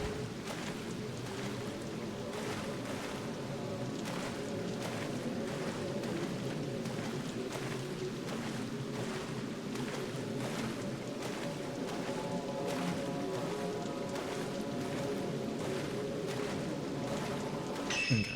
So it's straight ahead, left, left, forward, right?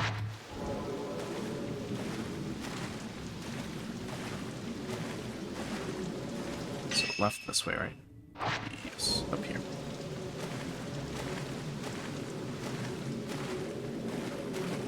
So forward. Should be left again. Oh, wait, no, fuck. I took the upper path. Okay, well then, just right, then left. Okay. Right, this way. Right? Yeah.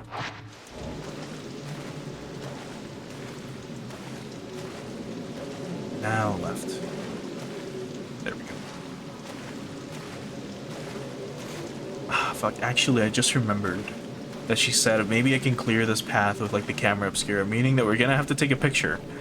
And then we're gonna have to backtrack through the area that I just went through. I hope not.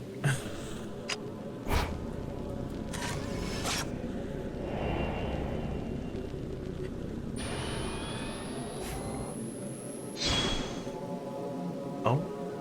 What? This way was blocked before. Mother must be. Also, Miku before ghost marriage? I thought only guys got married. I don't think there's or sorry, I thought only chicks got married. Or well, only guys would participate in ghost marriages because the pillars are all women. I don't believe there was any male pillars, to my knowledge.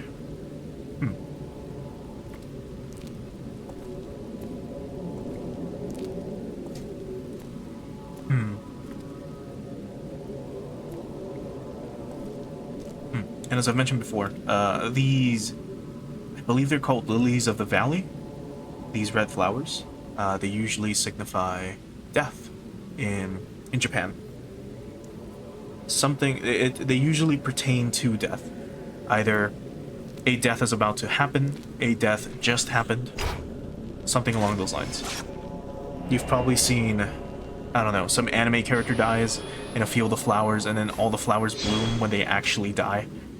Like when they close their eyes, like all these red lilies actually open up, you know.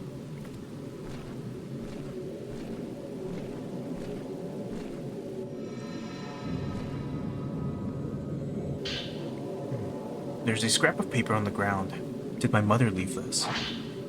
So, note from Miku, too. I was abandoned.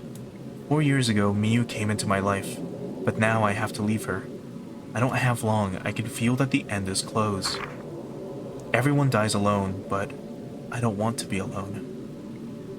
I have learned of a thing called ghost marriage.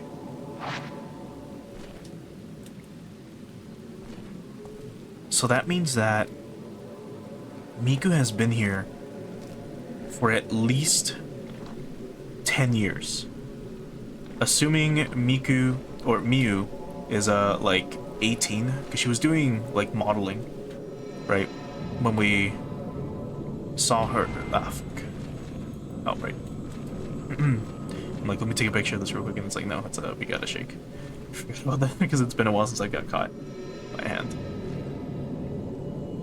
But again, assuming Miyu was like 16 or 18 when she was doing all the modeling, then Miku has been gone for at least 10 to 12 years. Which is pretty frightening to think about. Meaning she's been searching for her mom for ages, and I think we've been here before once.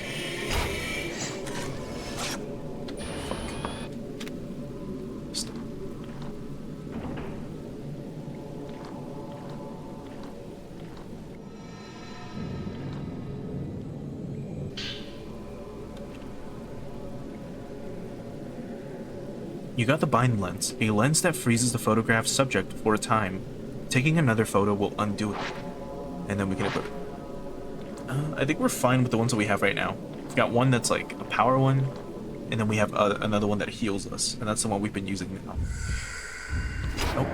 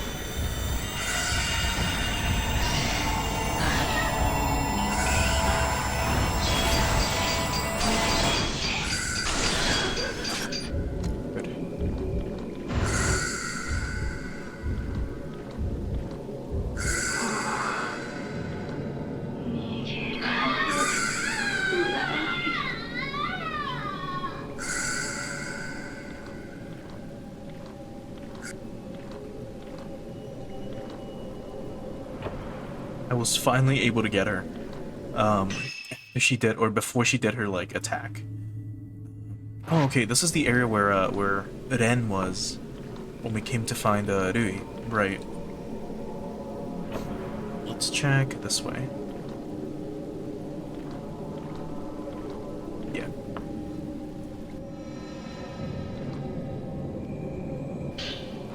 More medicine. There are small boxes and urns under the stairs. They seem to be filled with utensils for holding banquets.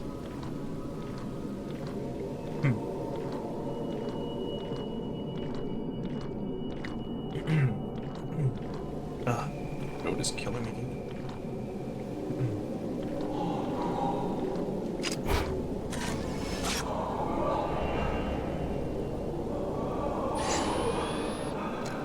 I should also swap to this.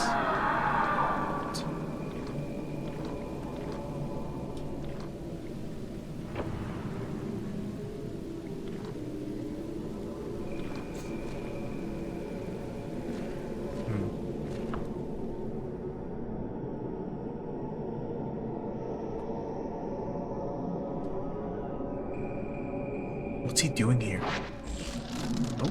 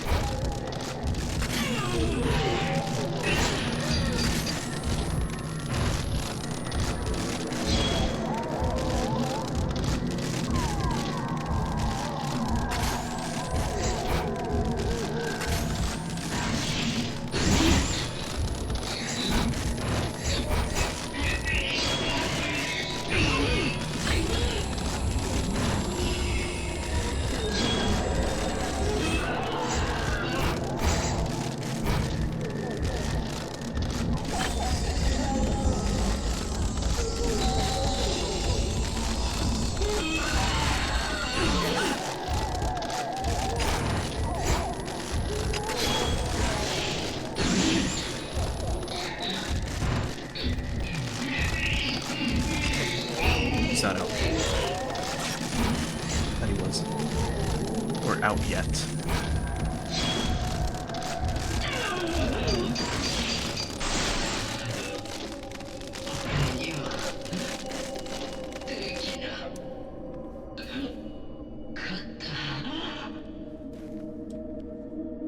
Or Kazuya.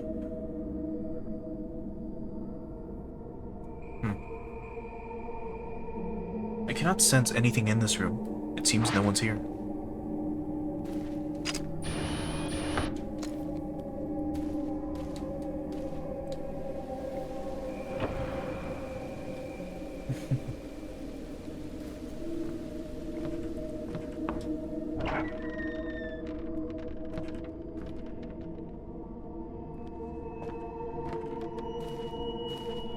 Let's grab this notebook real quick.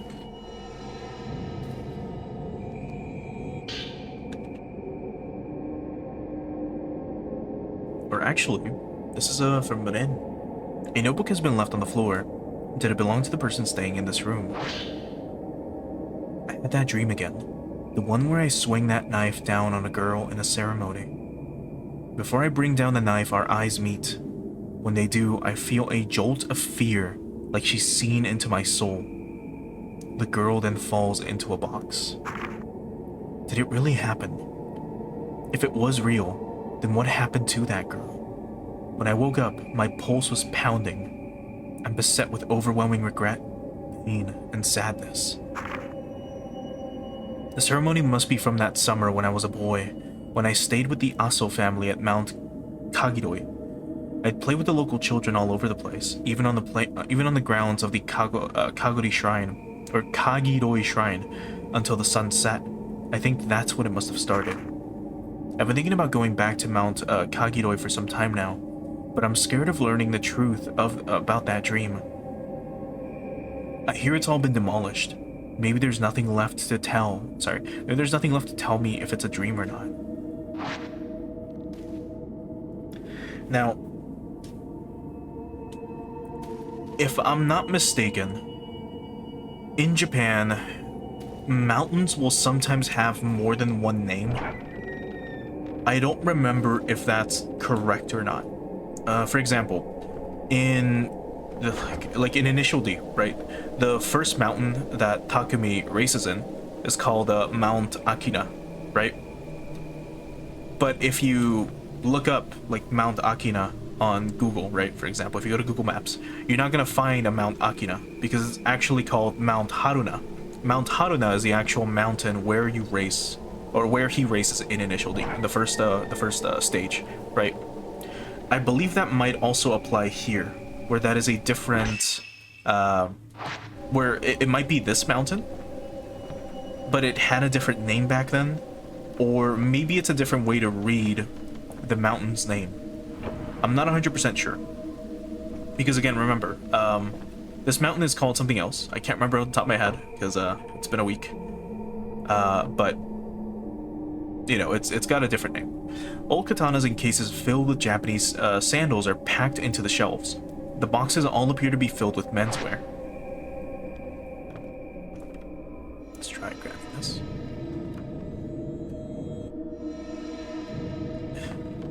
We have so many. How many sacred waters do we have, real quick? We have 9 of them. We've used, I think, 1 the entire playthrough. Come on. Grab it.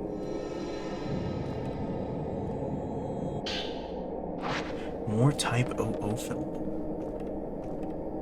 Insane.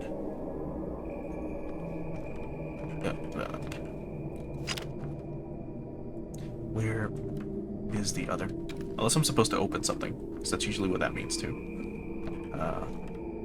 Something here. Oh, this drawer. That's probably one of them.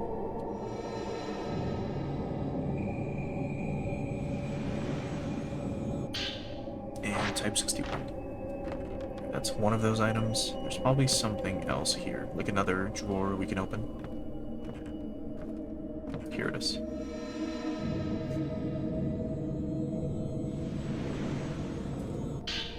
And more Type 61 film. Good. Alright, so we've got plenty of shotgun film.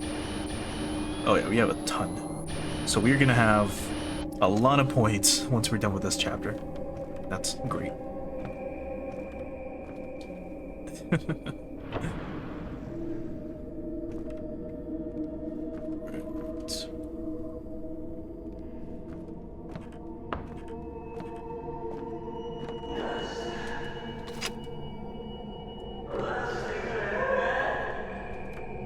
Did I miss one? I think I did. And that's so lame. Okay. So we came in through here and went all like the way around, right? We went this way, then all the way around through the second floor. We came down and then went to this area. So we're supposed to go here, which we haven't explored, and then also in here. But I guess we can check this area, which is where they probably really want us to go. Or go to. But before we do, is there something? Yep.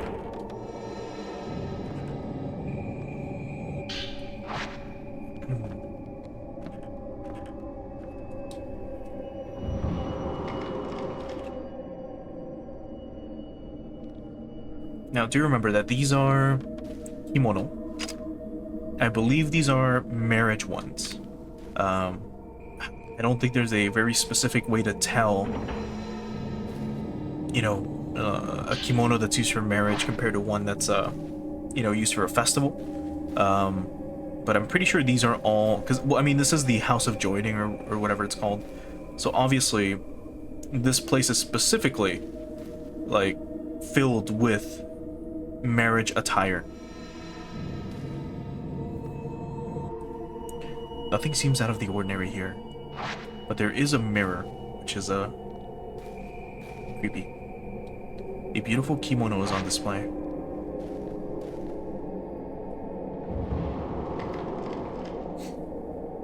It reminds me a bit of a Fatal Frame 3 when we played that, and there was like a scene in which we had to do something with a mirror in like an upstairs room, and we had to keep going back and forth between one room and that one, and it was really annoying. All right, let's go this way,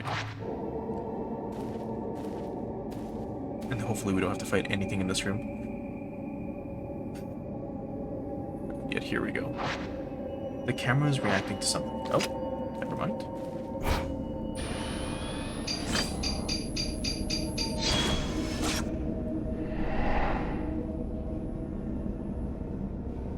Okay.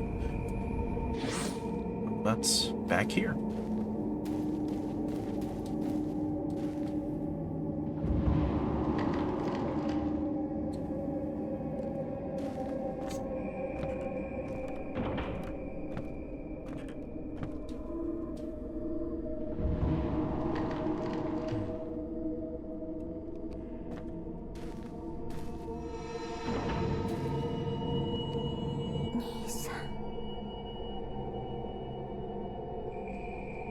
The room with a mirror, just like in the photo. The shadow disappeared from the picture.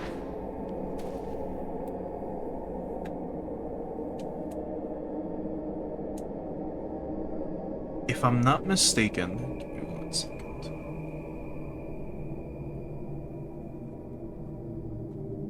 Yeah, okay. She mentioned Mafuyu.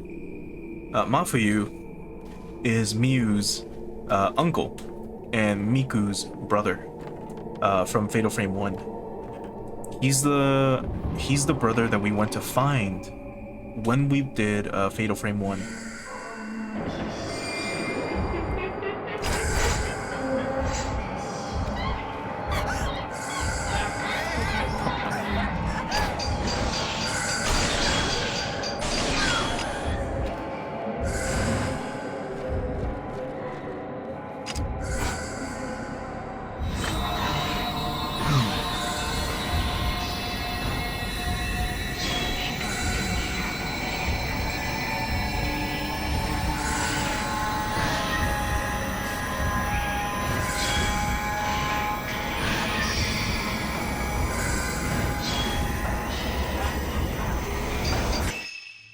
Come on.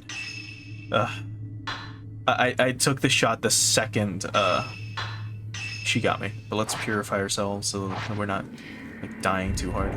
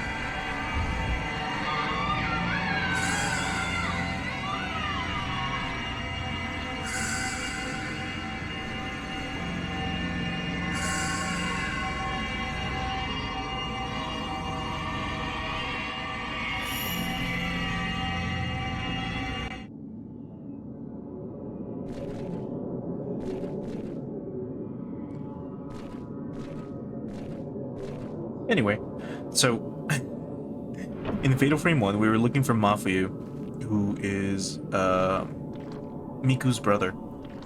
And my guess is, because I remember that we couldn't find him. Or it's not that we couldn't find him, but he chose to stay behind or something in the mountain. Or in the manor that we visited. So it could be that Miku is feeling remorse for that time. She feels ashamed that she was unable to save him And because of that, she came to this place to, I don't know, try to maybe go to the other side through ghost marriage or something. The garden across the pond has been beautifully kept. So that would be my guess.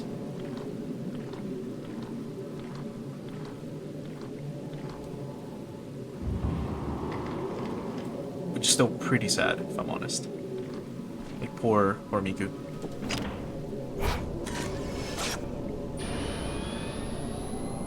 Portrait. Oh, that's actually her. Oh, and those are the shoes that I meant. Like, just something simple, like literal flat shoes.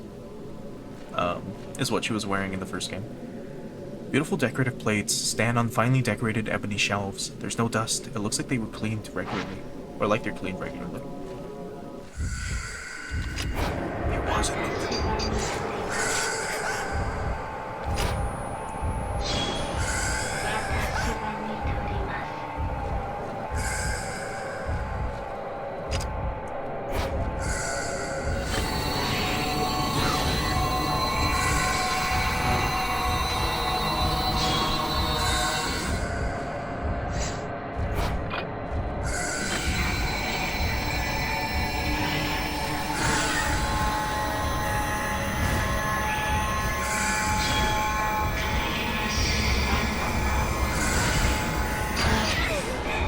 Come on, man.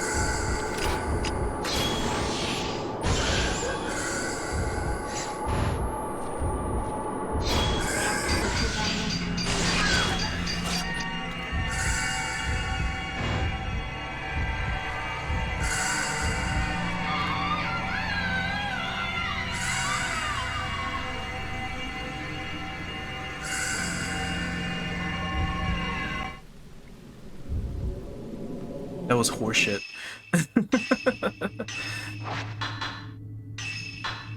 I hit her like at the right time with the recovery shot, and then she still got me with her fucking attack. That's so lame. All right, note for Miku 3. There's a scrap of paper by the dresser. Was she here? Did my mother leave this? I have to go now. I could always see things no one else could see. Only Mafuyu understood me. I could never tell him how I feel, though. He left me before I could tell him. I could never look him in the eye. He'd have known how I felt if I let myself look at him like that. It was difficult being with him, but it was better than being alone. He doesn't need to understand me. I don't need to be with him forever. If I can just ease my brother's suffering for a moment as he keeps the gates of the underworld sealed. In the end, who will be by my side? Let me do this, please. Forgive me. Right. So he did, yeah, so he did stay behind the manor, or behind the manor in Fatal Frame 1, specifically to do that, to seal the gates of the underworld. And she felt, she must feel horrible for letting him, well, be there all alone. Which is, you know, pretty sad. Again, spoilers for Fatal Frame 1, I guess, if you haven't played it. Or if you haven't watched my playthrough of it from ages ago.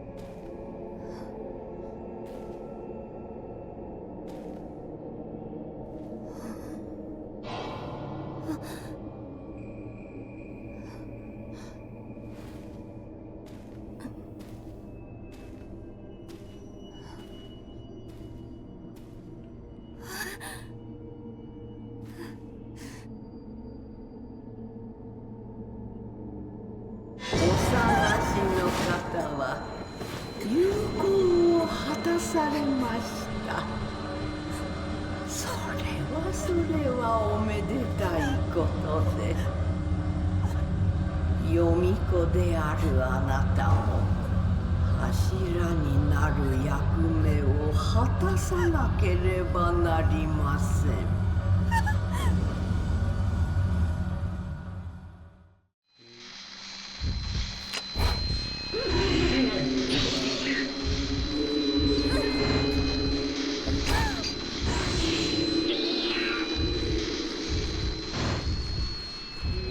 Let's actually take another.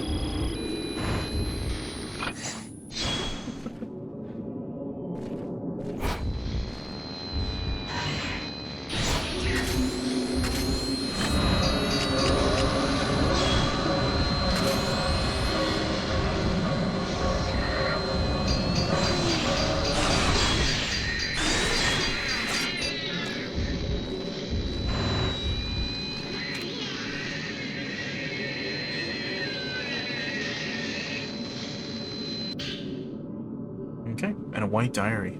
A book with a white cover. Did that old woman write this?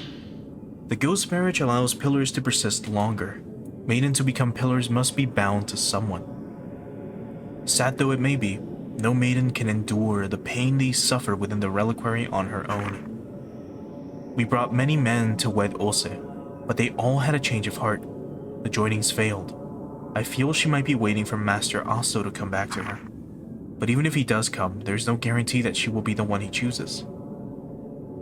They may have made a promise, but we know that outsiders have fickle hearts. Outsiders, huh?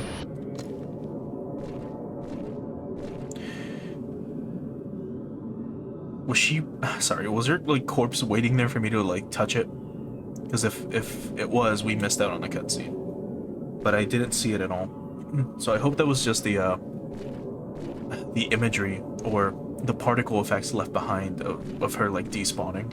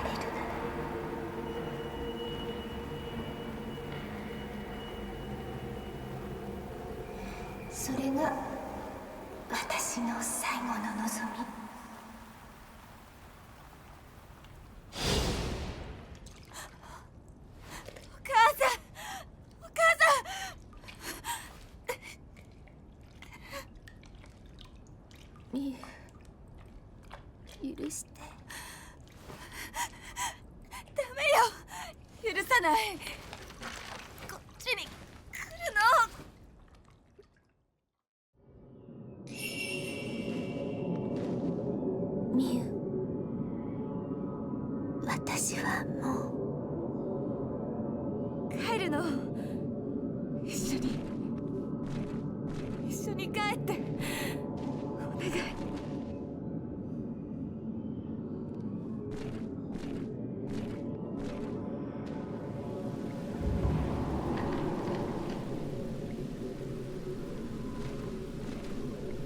There we have Miku. I feel like we should have used the swimsuit outfit the last time we played as Miu and saved the Miku outfit for this mission.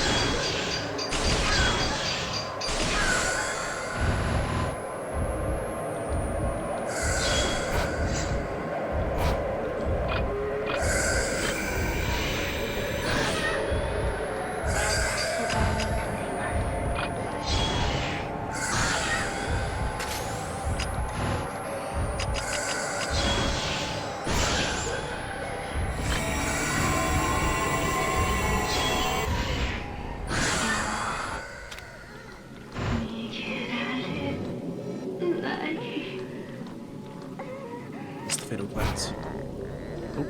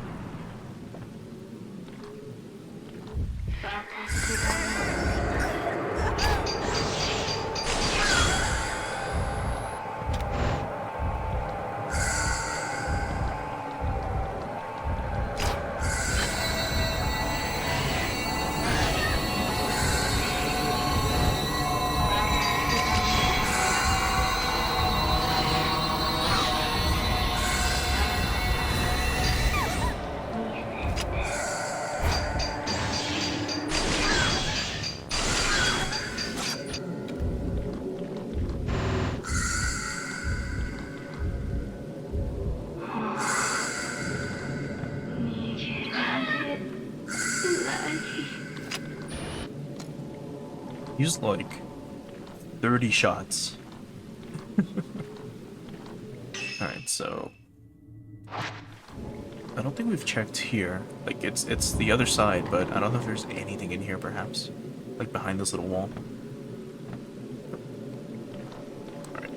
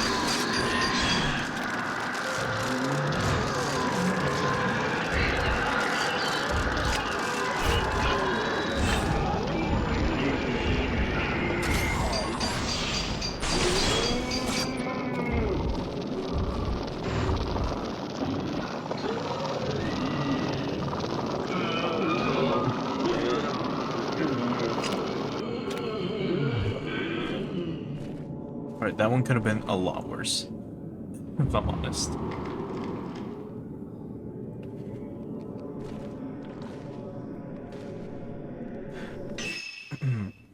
Alright, so down this way and then to the left.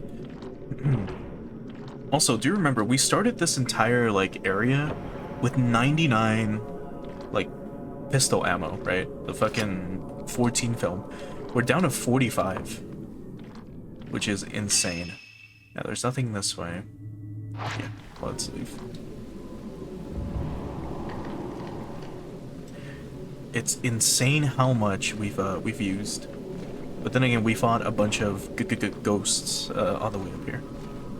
I did not check around the shrine though, or the entrance. Sometimes there's items, so I really should just quickly look. Oh. All right.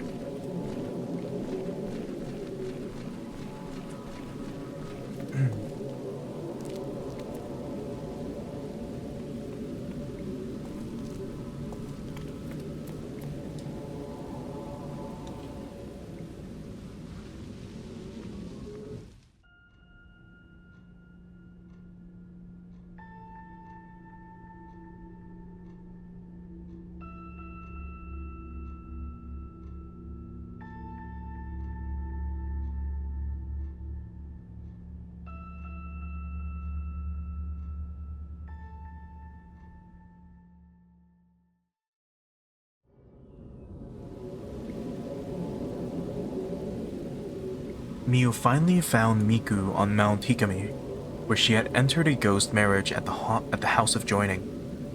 Miku explained her desperate wish to be reunited with her beloved, pleading for Miu's forgiveness. Miu led her mother away from the mountain and back to the antique shop. Miu and Miku laid side by side and quickly fell into a deep sleep. And S+. Nice. Okay, so then my guess as to what might have happened was it could have been that Miku went to this place with a picture of her brother and said something like, he's a pillar in another mountain, because he's, you know, holding the underworld at bay, right? He's a seal. I want to marry him to strengthen him and to share like our bond or our pain or whatever. And because she's quote unquote shadowborn, right? I guess that's the term that they use now for people that can see ghosts. Because she is shadowborn, it could be that, well, it's probably easier or it's better, since I believe he couldn't see ghosts the way we could, or the way Miku could in the first game. I believe, I might be wrong. And if so, then I mean that kind of makes sense, but it's also pretty weird. Due to the implications that we got when reading Miku's diary or notes, I guess. It seems that she really was in love with her brother, which I don't believe was alluded to in the first game. I believe when you play Fatal Frame 1, it's just a simple story of my brother went missing because he was looking for people that went on an expedition to this mountain to find out like what happened with when the ritual went wrong. They went missing, so my brother tried to find them. Now he's gone missing, it's up to me to find him, right? It's one of those scenarios. It was never like, I really, really, really, really loved my brother, so I really, really, really, really need to find him. But either way, let's keep going. So let's do the 12th drop. We finished the 10th, 11th, and we'll start the 12th drop now then. So, Yuri Kolskata, we have to find Hisoka. So, rescued by Miu, Yuri decides to continue chasing after Hisoka. After the mists, across the mists of the Lake of the Departed stands a massive torii leading to the shrine on the water. A torii being a gate. Or, well, you know, those archways. Actually, let's change her outfit, because now we're playing as Yuri. We did the swimsuit last time. Have I bought these? I have not. So which one, the cutesy goth ensemble or the punk ensemble? Let's see. 'Cause I think we got this one from you, right? Yeah, yeah, like the weird like goth one looks odd. In my opinion, like this looks really fucking weird. It would just be this in black. So let's try the I guess the whatever they consider punk. Oh, it really is. Oh, well, there we go. Okay.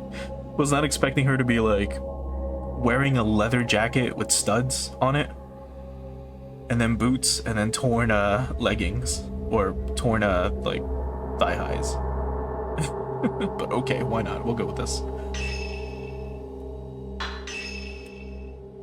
All right, let's find Hisoka. Should be good on items. Yeah, we're pretty good.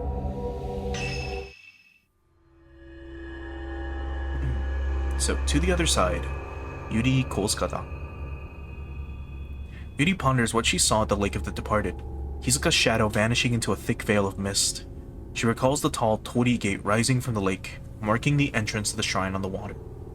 Could Hisoka be in that shrine? Yuri knows she must find a way across. She goes to investigate the shrine of the ephemera.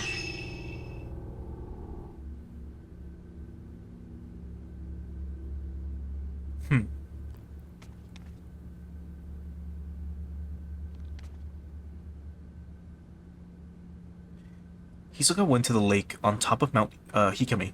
Of that I'm certain. A large torii gate is visible from the lakeside. There must be something out there. If Hisoka went out, or if Hisoka is out there, there might be some clues in her room as to why she went. You think by now we would have like found all the clues, right? Or any other like specific reason as to why she could have gone. Because we've searched her room I think like 3 times already.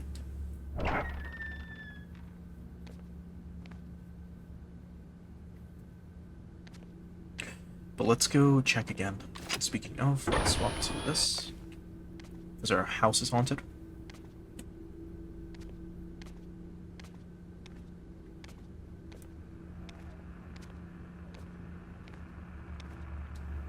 I believe it was this room. Yeah. Good. So it seems like my memory isn't fading, or failing me, even though it's been a little while.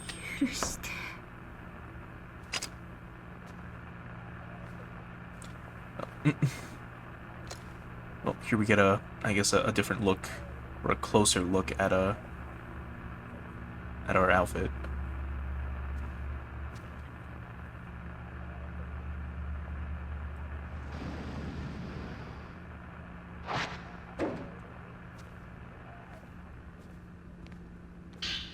So, an old text about the shrine on the water that was left on the bookshelf.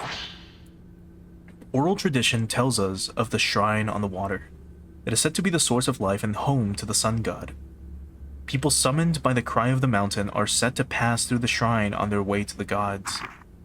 There are claims of people offering up their thoughts and souls to release them from their suffering. The shrine appears in several folk tales, but unfortunately no trace of the building itself has ever been found.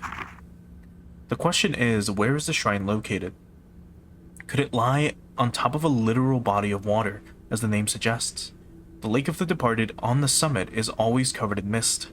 The silhouette of a torii gate can be seen when the sun sets. If that is the shrine on the water, it is likely that only certain individuals, those granted special permission, were allowed to approach it via boat.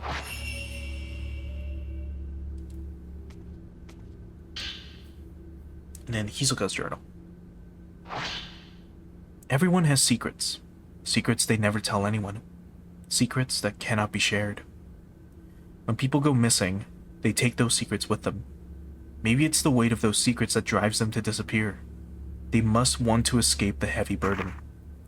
Someday, Yuri may learn of my secrets, my scars, but then we might finally be able to open up to each other. Maybe I'll be able to face this head on and make a fresh start.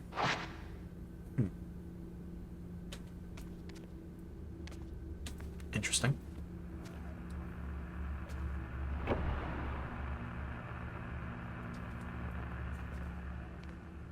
Now, one thing I'm shocked they haven't done is jump scares. One good thing about Fatal Frame is that it's very atmospheric. So the horror comes from the atmosphere that you're in. They don't like to break that with jump scares specifically. I guess what could be considered a jump scare is whenever we have to take a spirit photograph.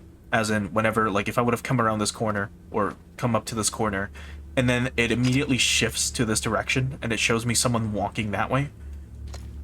I guess maybe that could be considered a jump scare, but, I mean, I wouldn't.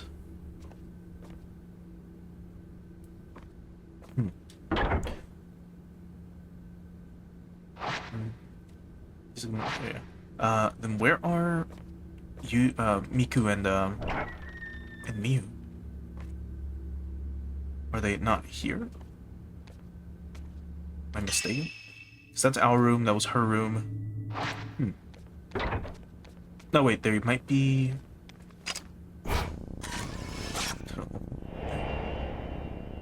Maiden looking down.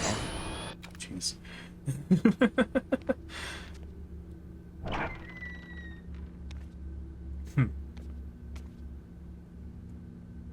Alright, no one's here. So let's move on. But either way, oh. She's right here. あなたは帰ってこない。あなたはまだ揺れている。行くのか残るのか。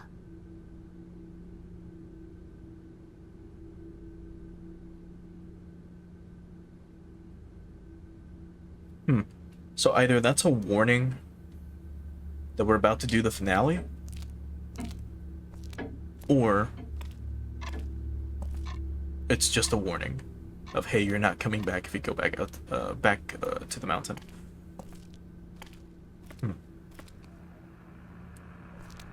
Speaking of, where the hell is your mom?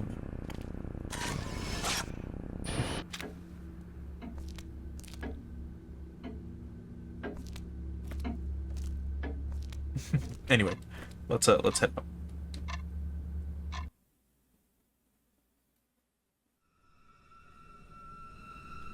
So, Hizuka's on the Shrine of the Water on the other side of the lake. There was a boat in the Shrine of the Ephemeral. I can use it to get across. Oh boy. Well, before we go that way, let's do the usual. And let's check if this area back here has something. Never mind, she's not gonna let me check. So let's move on. It feels so weird seeing her in an actual, like, normal outfit. Well, I shouldn't say normal. In an outfit that doesn't have, like, heels, right? She's wearing, like, boots, which is kind of what you want to wear when you go up to a mountain. Instead of literal, like, shoes with heels on them.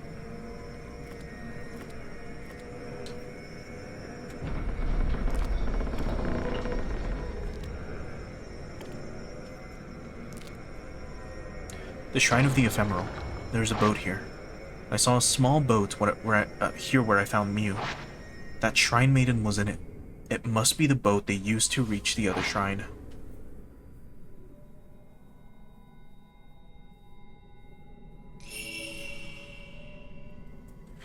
And I think I remember how to get to it. So we should be fine.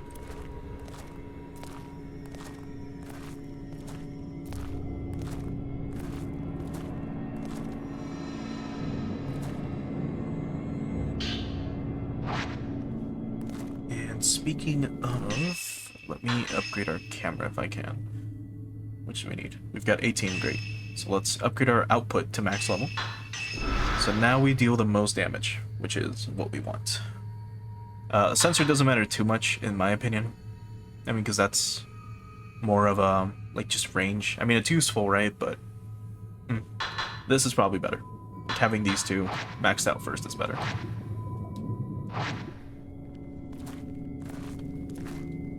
But yeah, now we deal the most damage, meaning that I believe our, like, survival knife shots, by that I mean the Type 7, I believe that finally does, like, the damage that the Type 14 does normally. And a huge bell in the tower. Alright. Or a huge bell is here.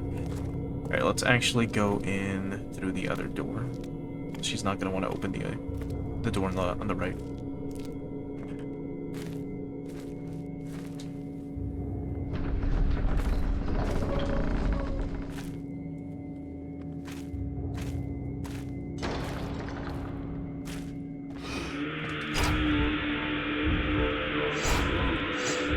Let's try out a fight with, so that's 200 damage. We swap to this. 368. Holy fuck. That's so much.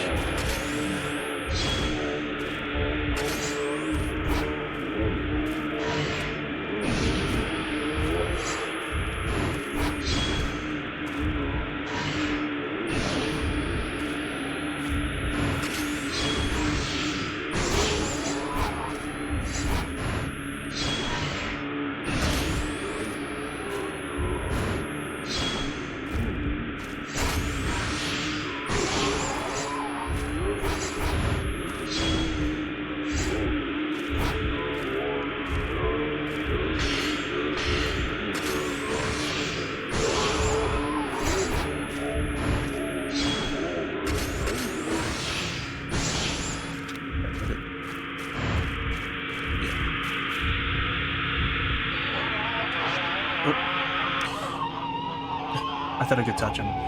Let's see if I could read what it said. No. Okay. If Hisoka is in the shrine on the water, it means she's become a pillar. It said something about like ancient text, I believe. So if you're watching this on YouTube later, I guess just pause it on the right frame.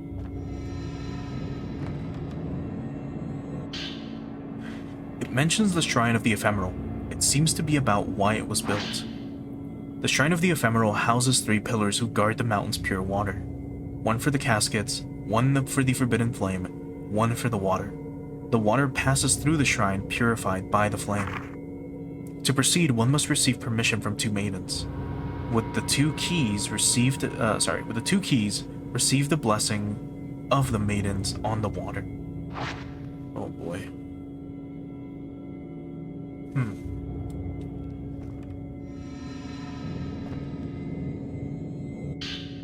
And the mirror stone. We haven't needed to use one of those in ages, so that's good. But let's start checking. So we have to go this way. So we go this way, then down these stairs, and then the boat is right there. Now, I'm gonna assume we have permission, considering how we're a pillar, and they really want us to, like, die. What you want to bet this door is gonna be locked? Ah, never mind. Because we keep getting told, like, hey, you belong here.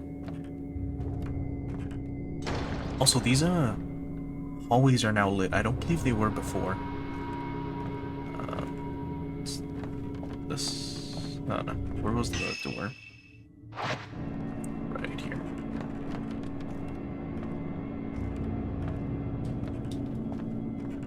Come on. Is that not it? Oh no, I missed it. The fucking door's right here. I keep forgetting that they do this, where that you can see the door handle is lit, right? They made the texture bright on purpose so that you can see it. And here I am being like stupid.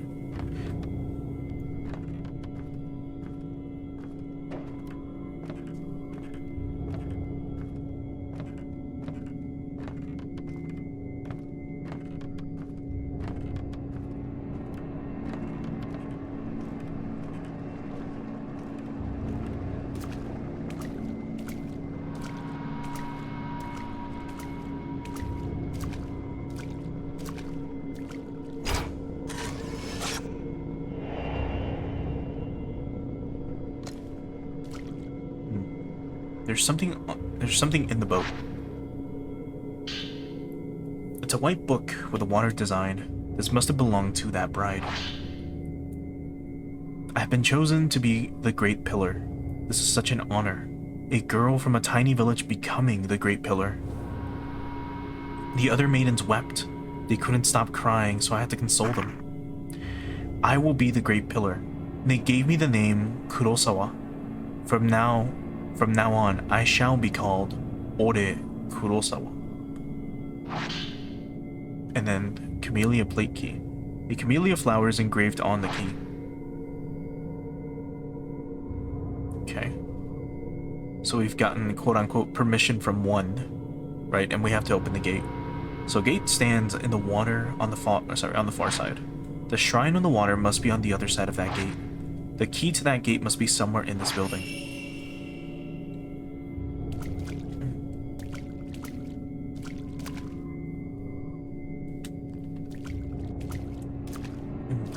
Now, I don't remember what Sawa meant.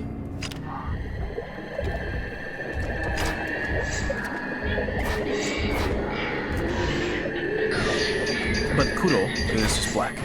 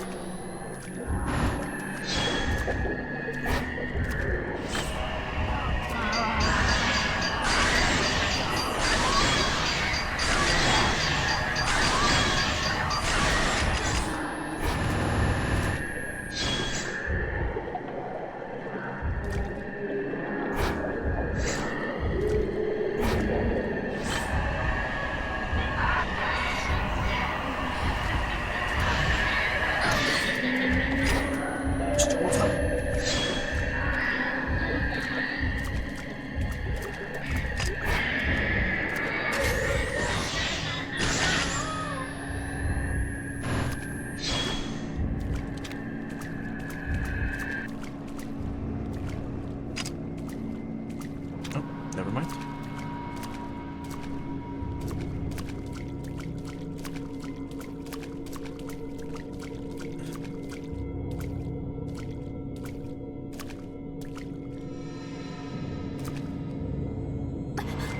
Come on. I let go.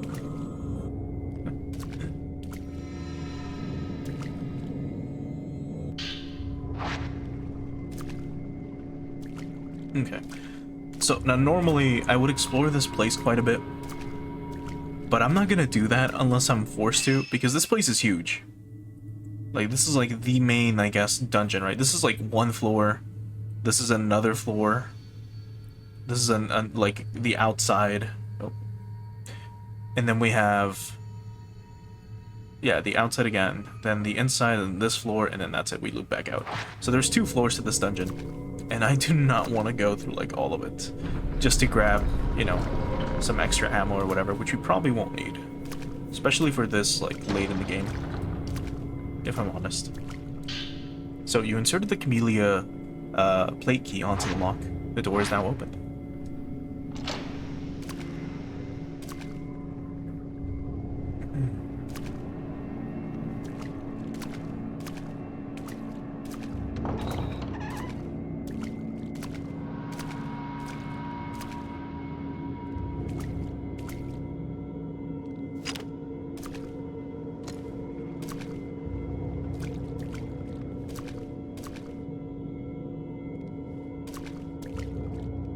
It was pointing me towards an item or something.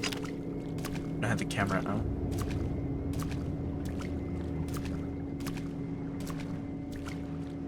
Like, it came up on, like, the little mini-map. Check one more time.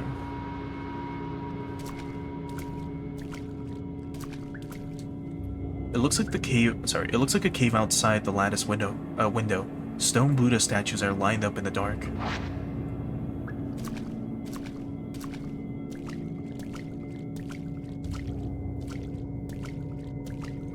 Guess I was wrong.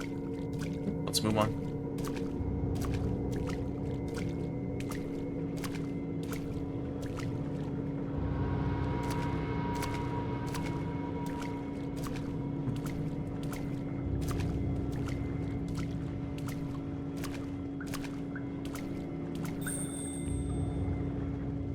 Something is hanging there. It looks like a person.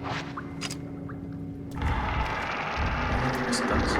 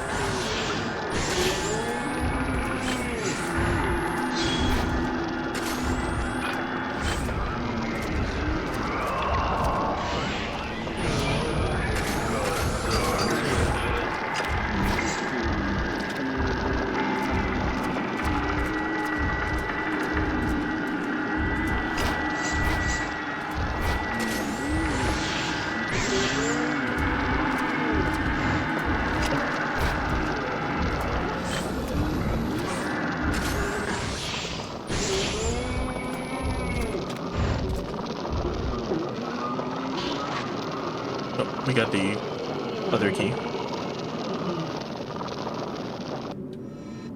Fuck, I couldn't touch him. Alright, well, we have to go back up. And then there. Alright, that's not too far. Actually, that's really close. Alright, let's kind of explore a little bit, mainly just up ahead. It might be a dead end, might be a closed door or something. We'll quickly check.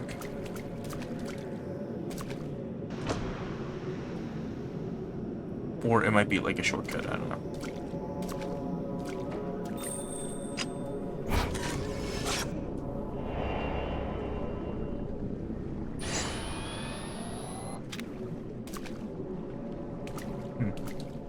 Large ceremonial flowers line the rear garden. They do look pretty nice.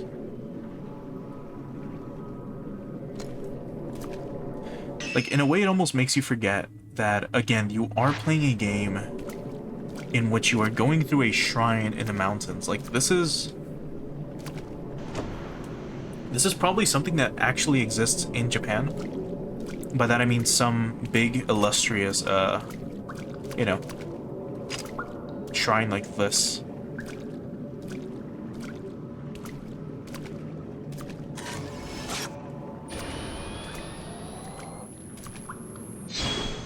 Oh, it's swinging too, dude. It's creepy.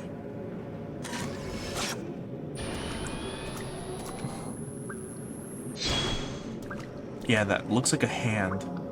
So definitely, like, that is definitely a person. Alright. There's one more way to check, which is this way. So, let's see what this leads to. And then we'll go where we need to. It's probably just a dead end, right? Kinda. I can see a hallway through the lattice window. When we first came into that little hallway that we just looked at, that's where we fought a guy with a mask. Like the guy that we just fought. There was nothing this way, right? No. So I guess that's just connecting the, you know, the scenery.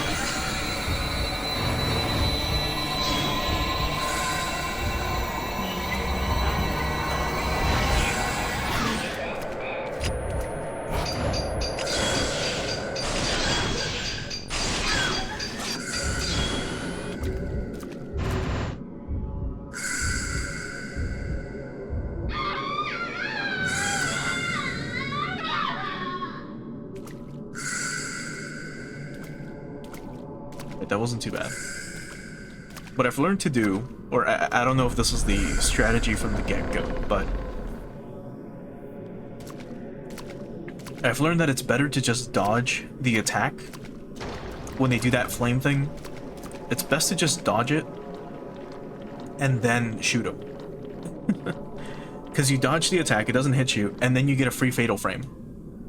Or, well, a few fatal frames. Alright, it's around the corner.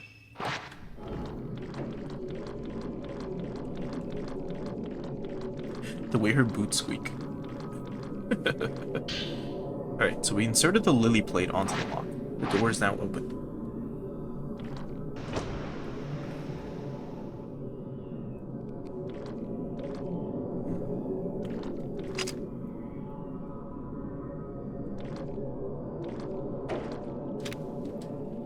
Something is barely visible beneath the surface of the dark water in the box. It looks almost like a person.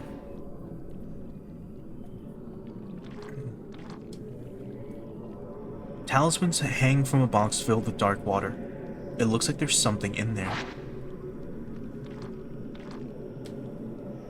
There's dark water inside the open box. Something large appears to be inside, but even with my flashlight, I can't see what's inside. The box is filled with water. The water is black as ink. Even with my flashlight, I can't see what's inside.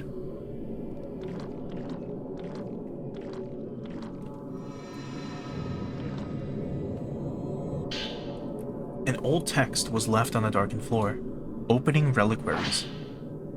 Those without the power shall not be placed in reliquaries. If one who is weak is placed inside, they will not survive the pain of the black water and enter the netherworld. Those tainted souls shall not be given a proper death. My God. And we can't examine this one, it seems. Not this one. Or that one. Any more? There's this one too, but it's not letting me. Yes, that's 3. But it's probably gonna be the same thing. It's dark, I can't see. There, it looks like a person stuck inside. Or shoved inside. Okay. So...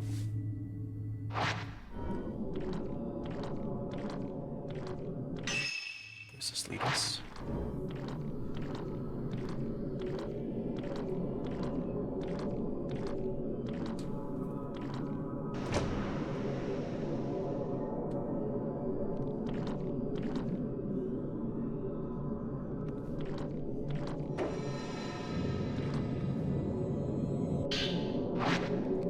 Pistol ammo. And then what else?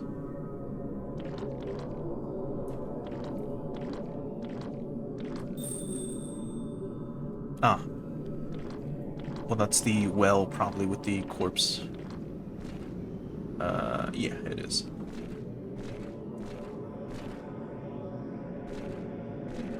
Grab the piece.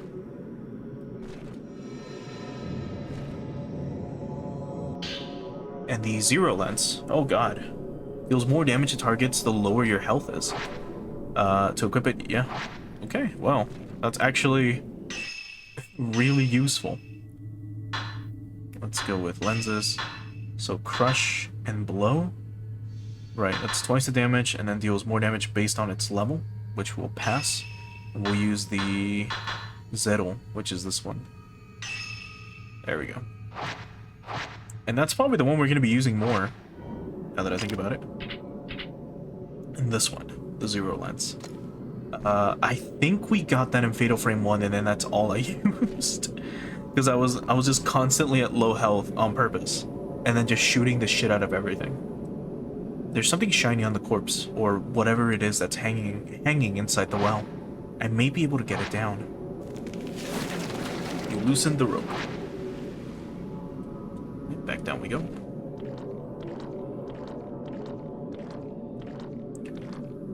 So yeah, the weaker we are, the more damage we do. Which is great, because I like being around half HP. Usually.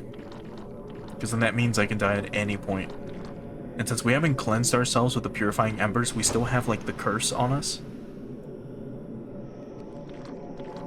Which is what that little lotus is. Meaning that the second we get hit by like a ghost,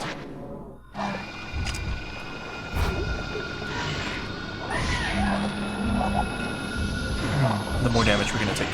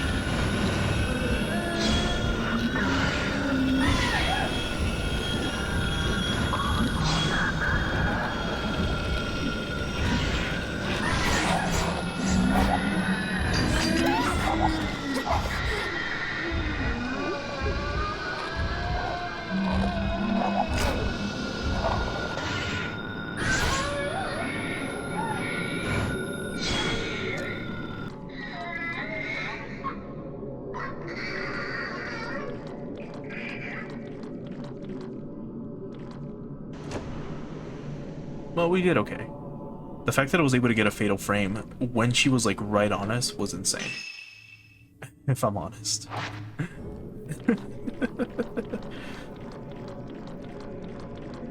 Was really not expecting that.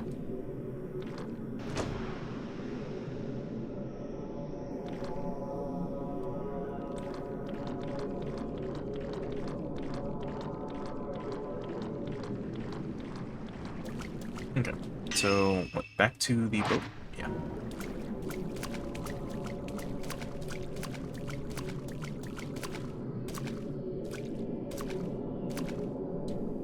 There's a small boat in the courtyard. It must be the boat of passage. If I get the gate over there open, I should be able to cross the lake to the shrine on the water. Oh, right. It was upstairs. Yeah. My bad.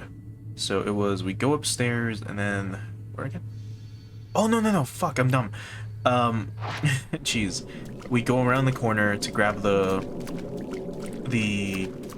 key from the key or whatever that the corpse had. My bad.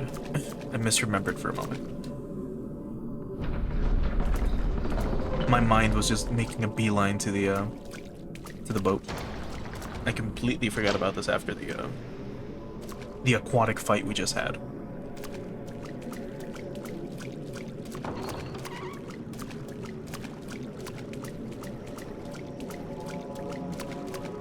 There it is.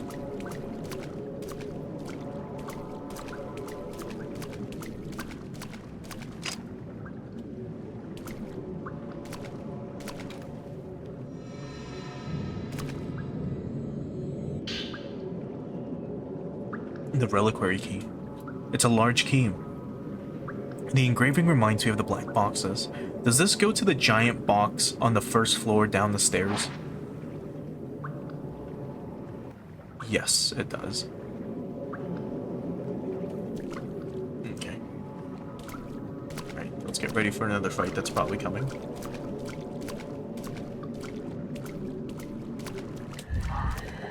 Yep, there it is.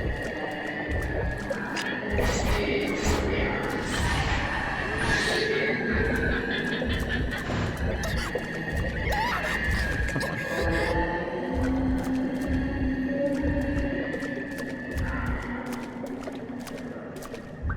If we're gonna do this, we might as well do it out in the open. Quote unquote open.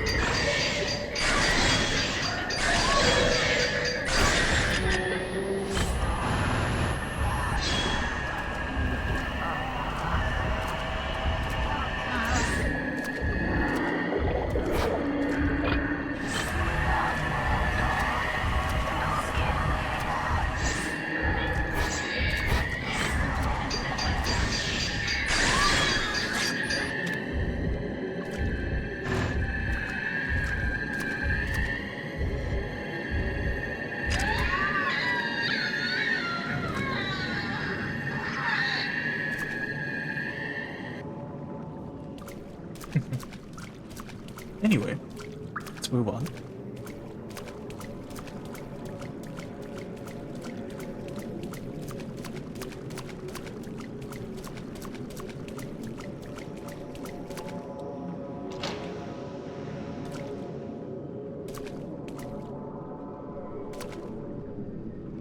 So, if you recall, on the upper floor, there is like a giant box. I'm not gonna fight you in this tight space.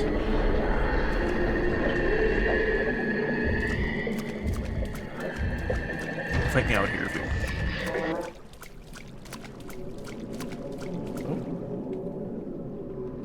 Oh, well, never mind. So we're gonna go up this way. So we go up these stairs to the, like, right in front of us. And then we come out from here and then just go straight down and around the corner. And then we go down this way. And down these steps is, like, the way to this place. So let's just do that real quick.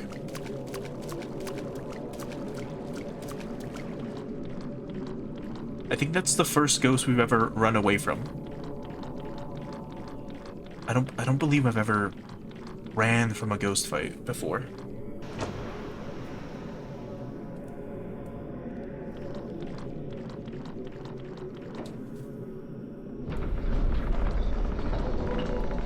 Alright. Now it should be this, right? Yeah. And this should lead to like the giant black box that's in the middle of the room. Yeah, this one. There's something here. Well, we can grab it real quick.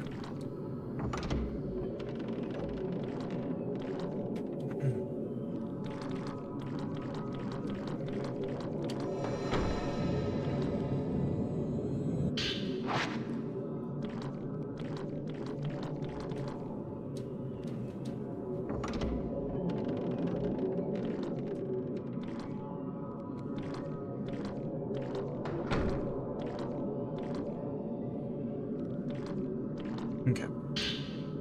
So we inserted the reliquary key into the lock. The reliquary is now open.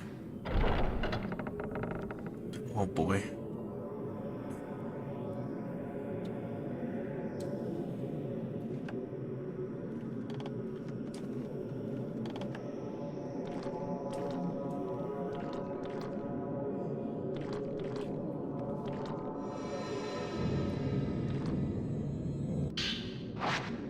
Sacred water, and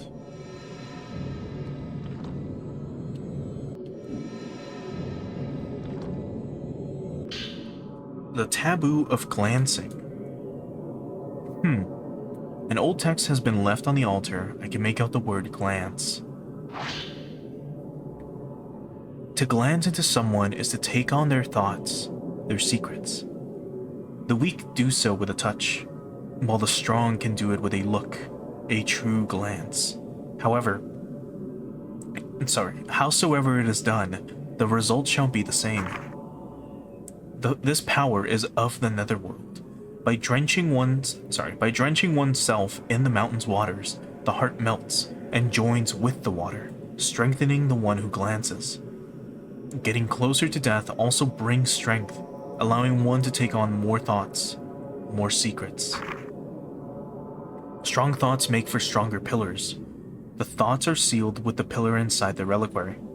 To open the box and let these thoughts overflow is to invite disaster, and is forbidden. That's very interesting. Because remember, is that a monk? I think it might be, like a mummified monk. Because remember, we can glance through touch, while Miku can glance through sight, because she can just stare at you and read your thoughts.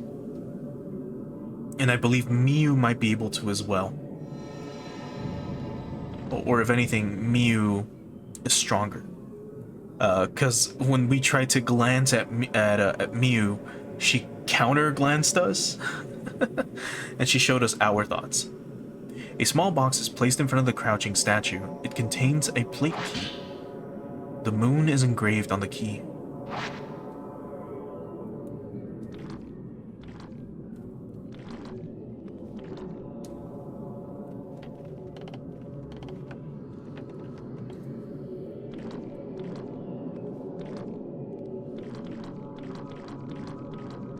And now I assume we can go back. It's this way, right? Yes.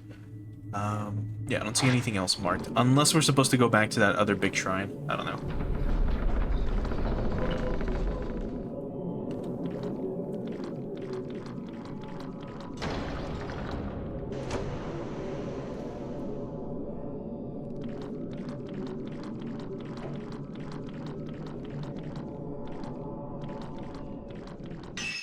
So back down the boat we go.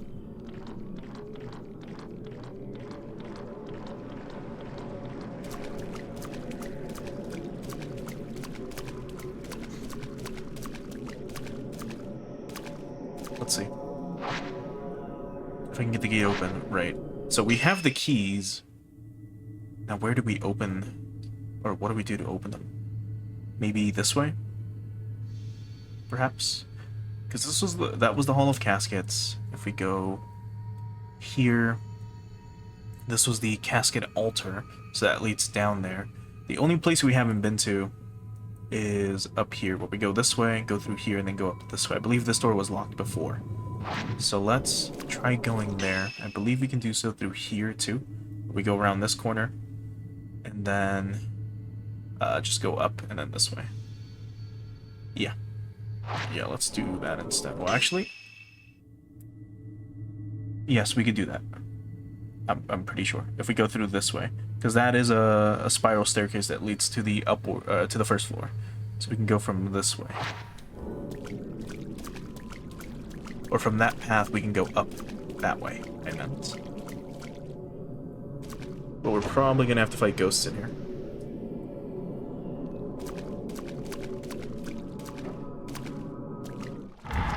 Yep.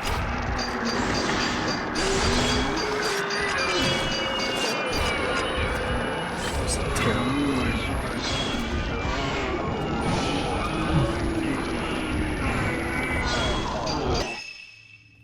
Come on, dude. Wait, I can probably do this.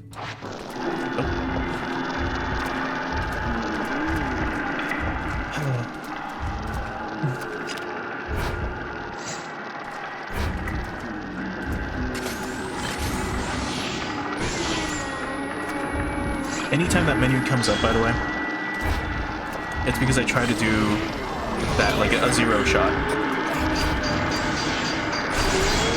Or a special shot, right? But I fucked it up. Because I did it, like, half a second or half a frame too late.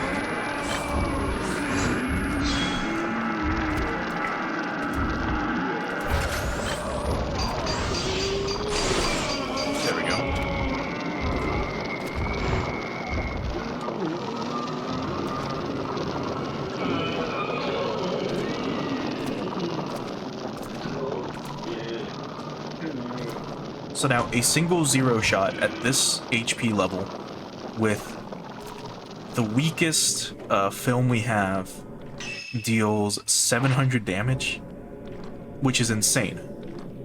I think the most we've ever done with a shot was like with the shotgun one, and I think we've done 650 something, just about. So that's a lot of damage.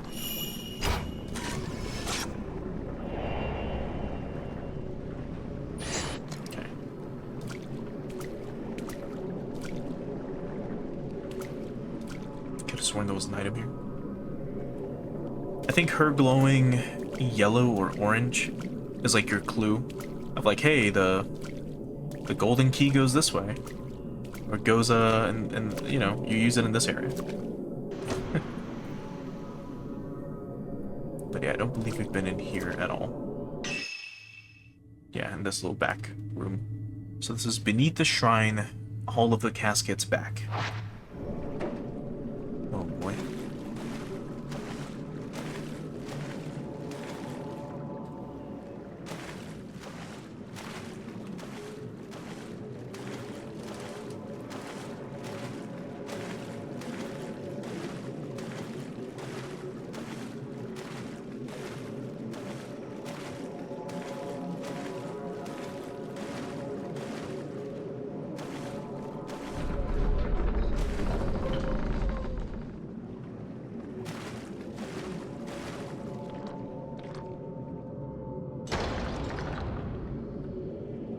is like red. Or maybe it's just the lighting. Or the rocks being red, perhaps. It's more than likely going to be the... sorry, the candles.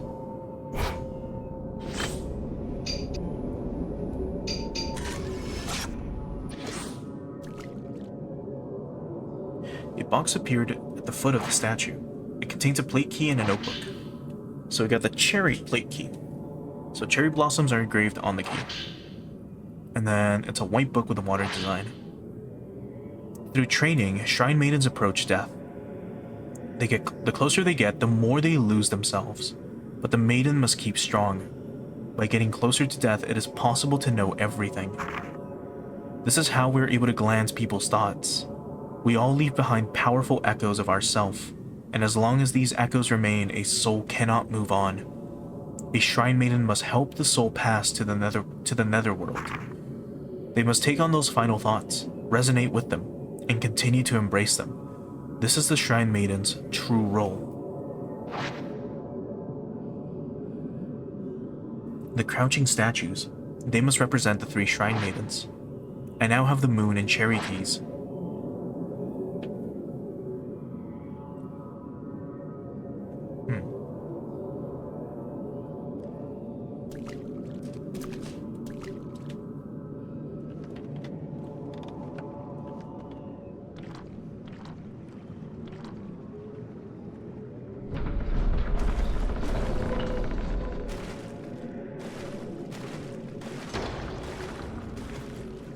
Now we're probably going to have a fight in here as well.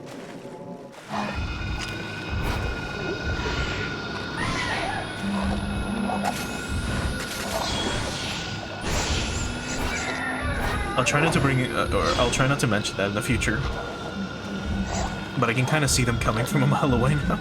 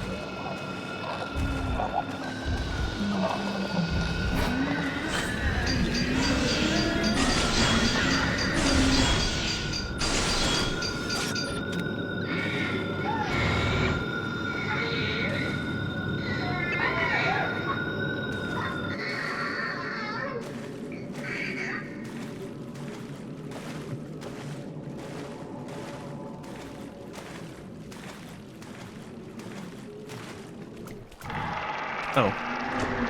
There's another one. Well...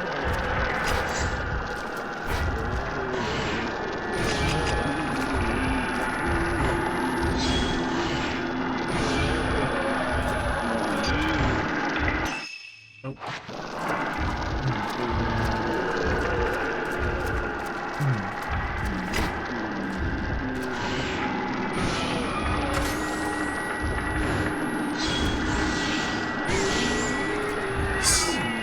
That's some really good damage.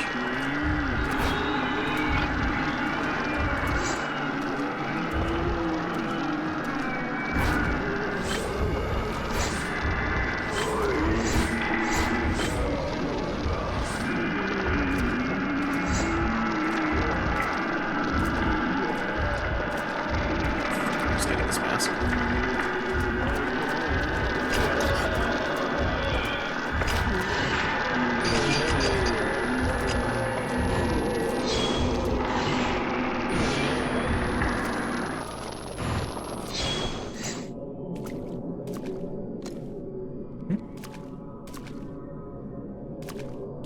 Okay.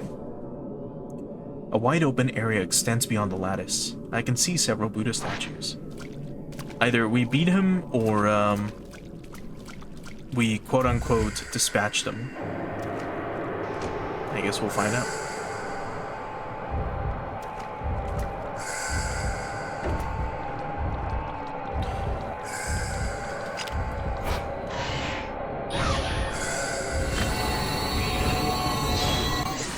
Nope. She vanished. Maybe I despawned them because I moved to an area where I wanted to fight them? Okay. So we have to go back up. We should be able to go this way and then go up that way. Unless... Actually, no, we have to go this way. Yeah, here. So let's go straight ahead.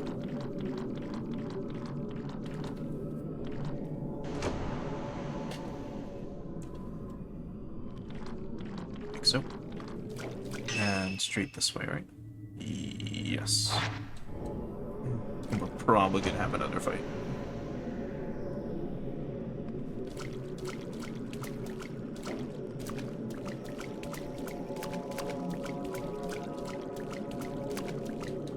Good. I hate fighting in this area.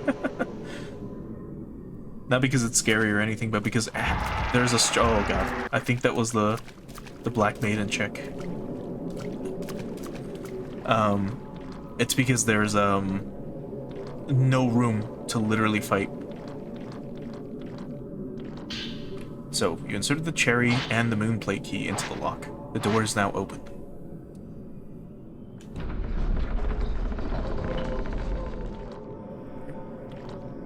Here's the final Shrine Maiden. There is something.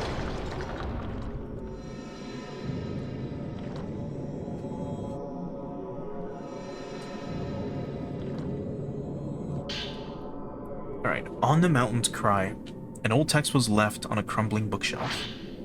Maidens in the Black Water... Maidens in the Black Water in reliquaries as pillars. The maidens sleep as pillars, neither alive nor dead, reliving the pain of others in a cycle unending. The stronger the pillar, the greater the pain they endure. When the pain is too much, the box opens, and the pillar melts into the black water. This weakens the ward against the Shadow Spring, and so the mountain cries out in pain. A cry of the maiden's pain, a sign of calamities to come. That's pretty sad.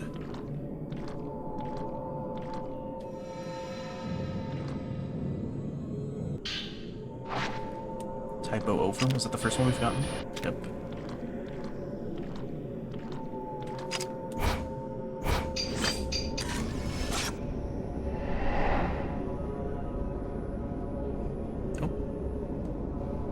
There's something in the photo. The gate is open and the shrine on the water's the shrine on the water's torii gate can be seen in the distance.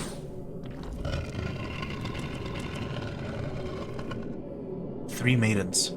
The statue of the water guardian shrine maiden turned to face outside. That's where the gate to the lake is. Maybe it's open now.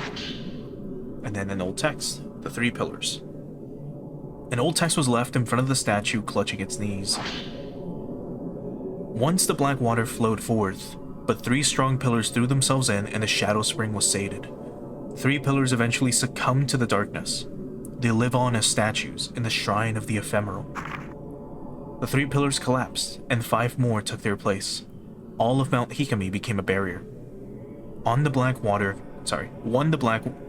Became a barrier one the black water could not overcome. So long as Mount Hikami stands, the black water shall never again overflow.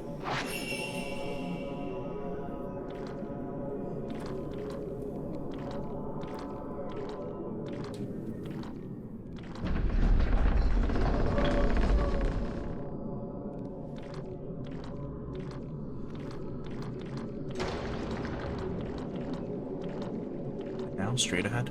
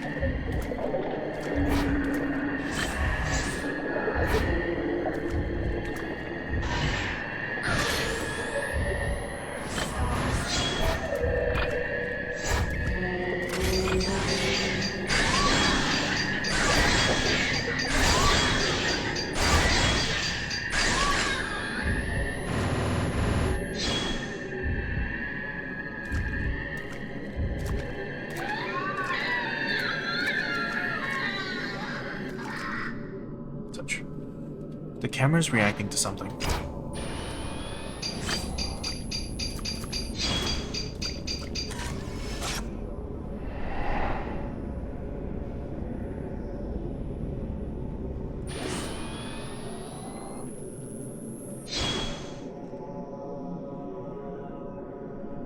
And now the gate is open.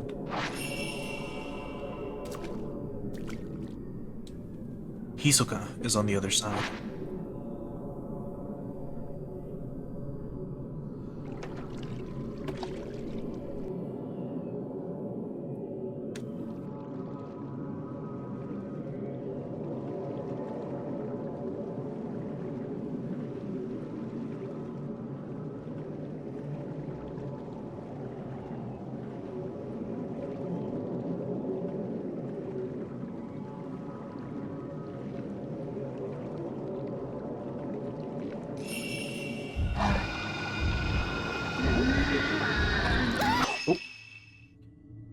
God damn it. I put my my controller down for a bit. And we get fucking struck. Alright, let's see.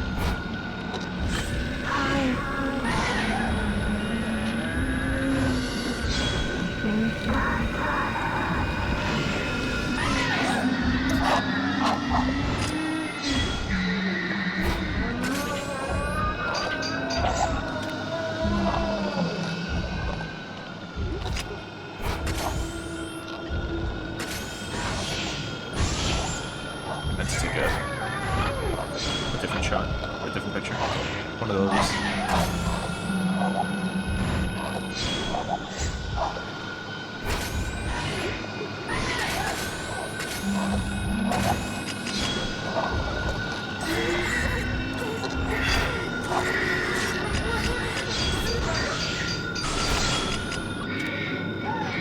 It's so dumb, dude.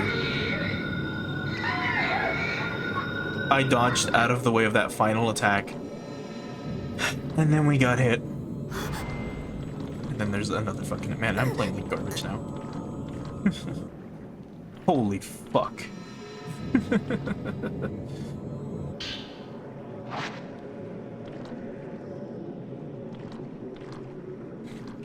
That was terrible.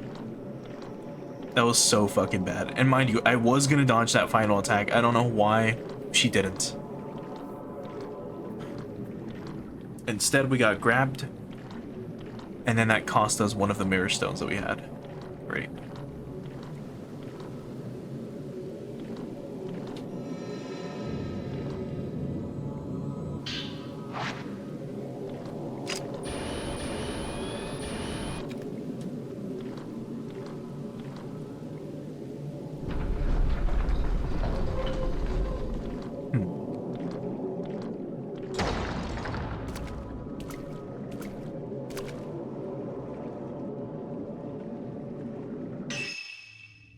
So where are we actually? We're on the literal shrine on the water. Okay, so this might be like the final area. So the floor is smashed up, I can't make it past this way. There are gaps in the floorboards, but I can't see the lake bed. Oh god. So that's just super deep. How this wood hasn't rotten away or rotted away? I have no idea.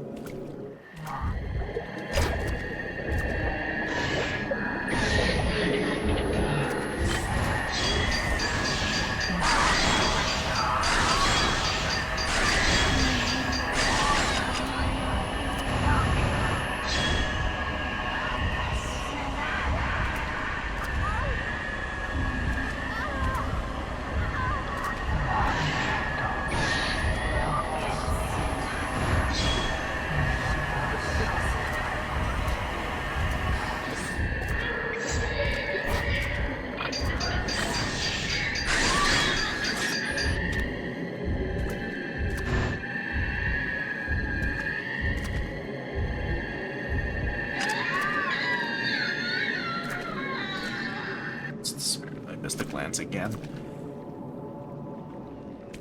God damn it. You get like a chance to touch him. There's a very small window now to try to touch him, and it doesn't let me.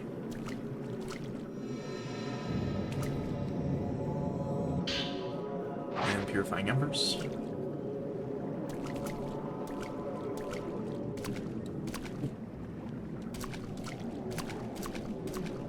Okay. So that we should loop back to where we just were, right? Yeah. Oh. The floor is smashed up. I can't make it through this way. Oh, she says different things. Or she said something else a bit ago. She said something like, I have to find a different route. And this way might be smashed up too.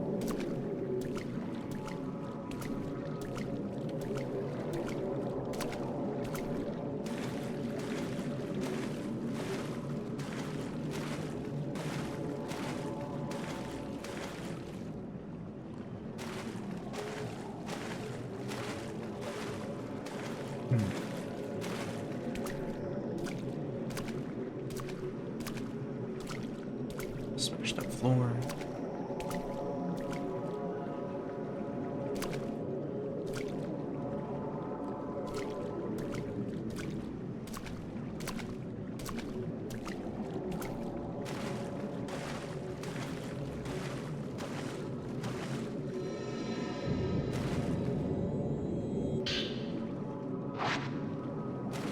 More type open.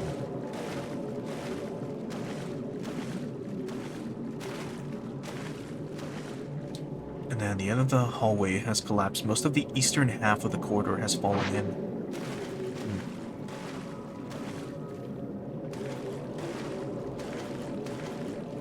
Interesting.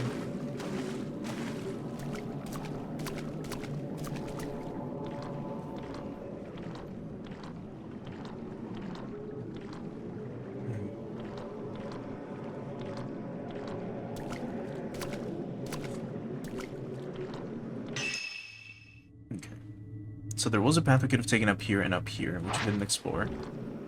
So we'll try going off in that direction for a bit. See if we can find anything. Also, that's another Buddha statue. So 3 large Buddha statues are lined up on the other side of the lattice. Which I assume are supposed to be like representative of the 3 pillars, right? And a backup mirror stone. So we now have 3. Can't go this way. And all there was gonna be... Yeah, it was just for film. I mean, I don't think we really care too much about it. If it was gonna be type 00, it doesn't even matter. It's just a bit extra points, which is fine, but... Or a bit of extra points, which is fine, but... Actually... This is the way to go. So let's... Or I assume that's the way to go. Let's check this way first.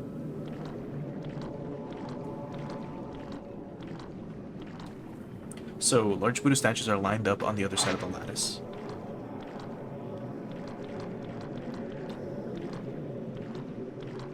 And I don't think she commented on the shrine or whatever that was there.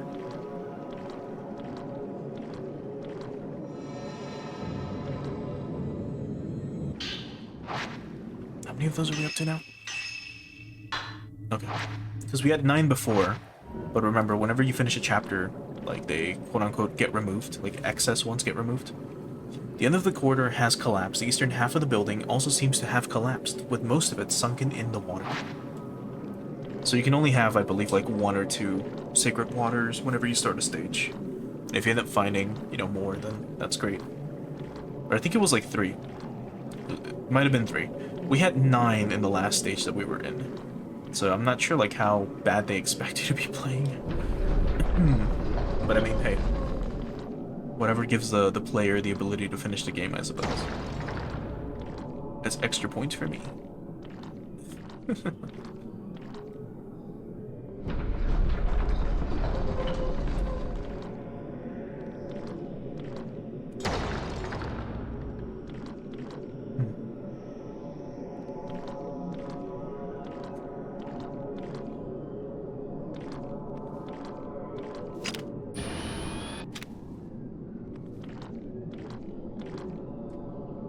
open, huh?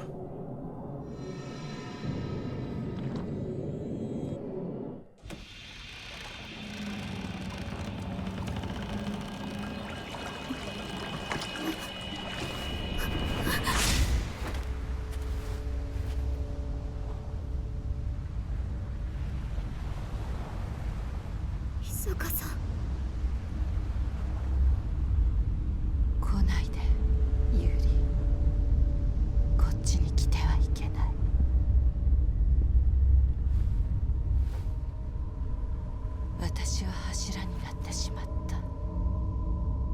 もう終わり。私がここに残ればあなたは助かる。だから逃げて。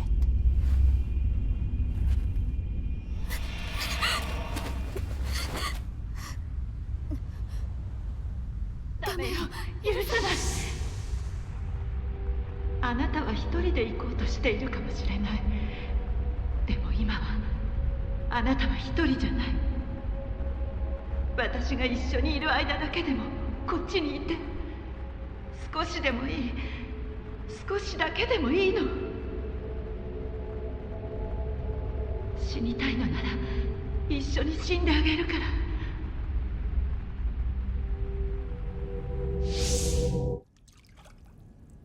あの時のこと思い出しました。あの約束。だからもう少しだけ。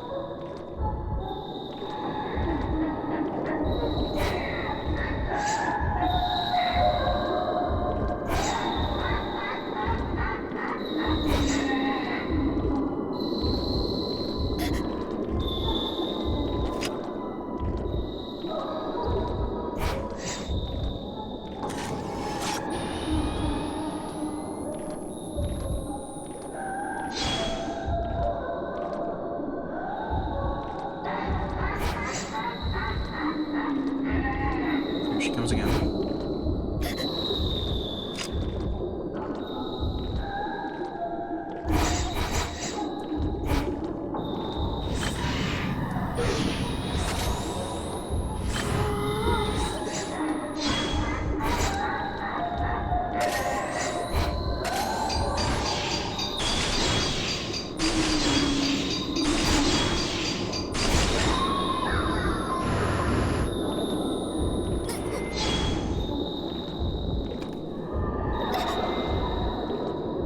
That's fine. We need to get hit.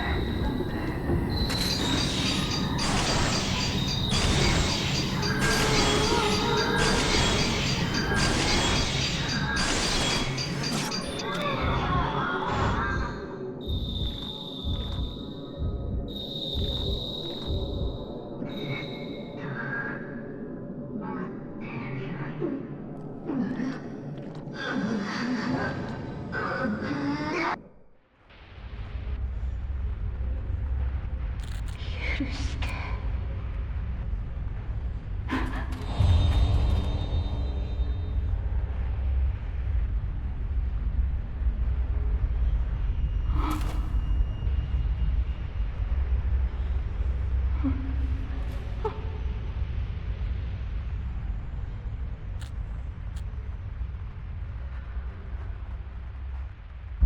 そうですか。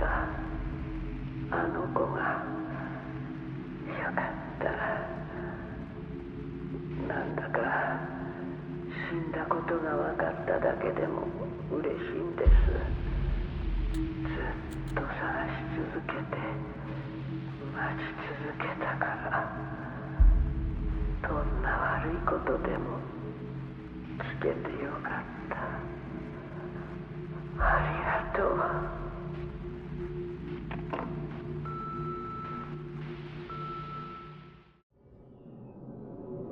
やっと見つけることができた。取り戻すことができた。磯香さん、ありがとう。ごめんなさい。磯香さん、帰りましょう。一緒に。ずっと探してたんです。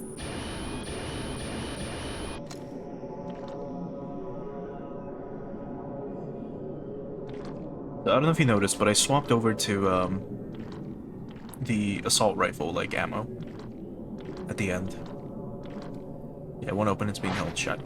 I only used one film from that for that fatal frame that we got at the very end.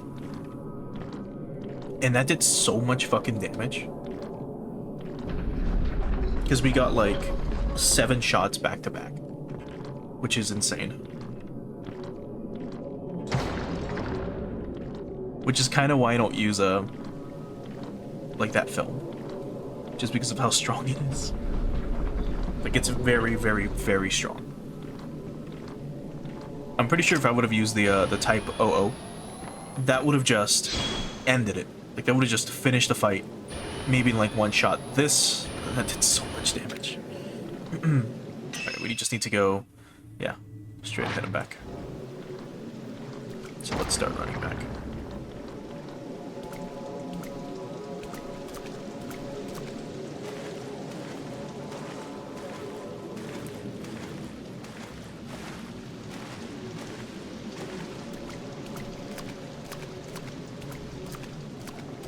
So we could backtrack, we could go all the way around and check and stuff, but that's just for like extra points. At this point, we're done with this area. For now.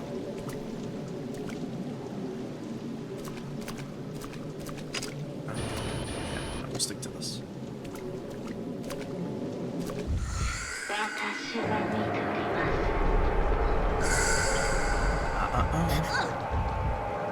Sorry, I said we are done with this area.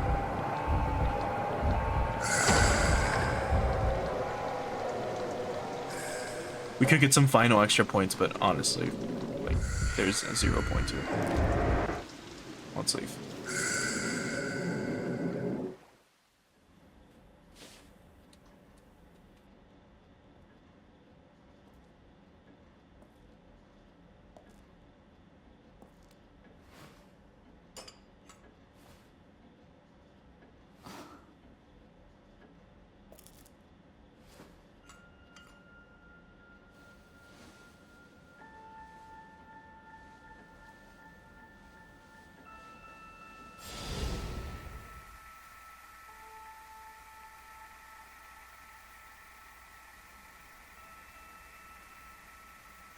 あったか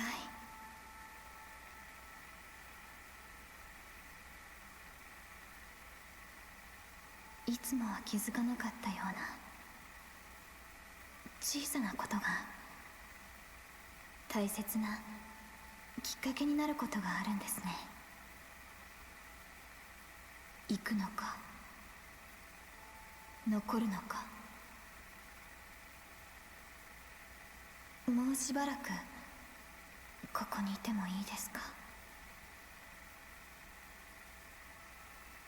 今この温かさがあってよかった。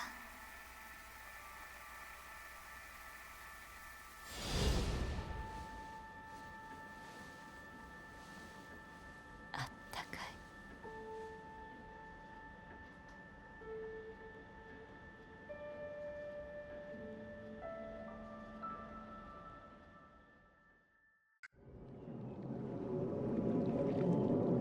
Yuri boarded the boat of passage and was taken to the shrine on the water, the final destination for shrine maidens set to become pillars.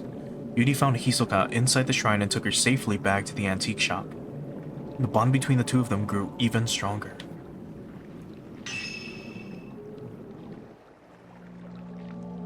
An A rank. I'm sure if I would have fought, like, the 5 ghosts that we missed, or that I skipped over, it would have been a higher rank, but it doesn't matter. Those last 2 ghosts that we encountered were literally padding. And I did not want to waste time on that. Alright. So, I think this might actually be a good stopping point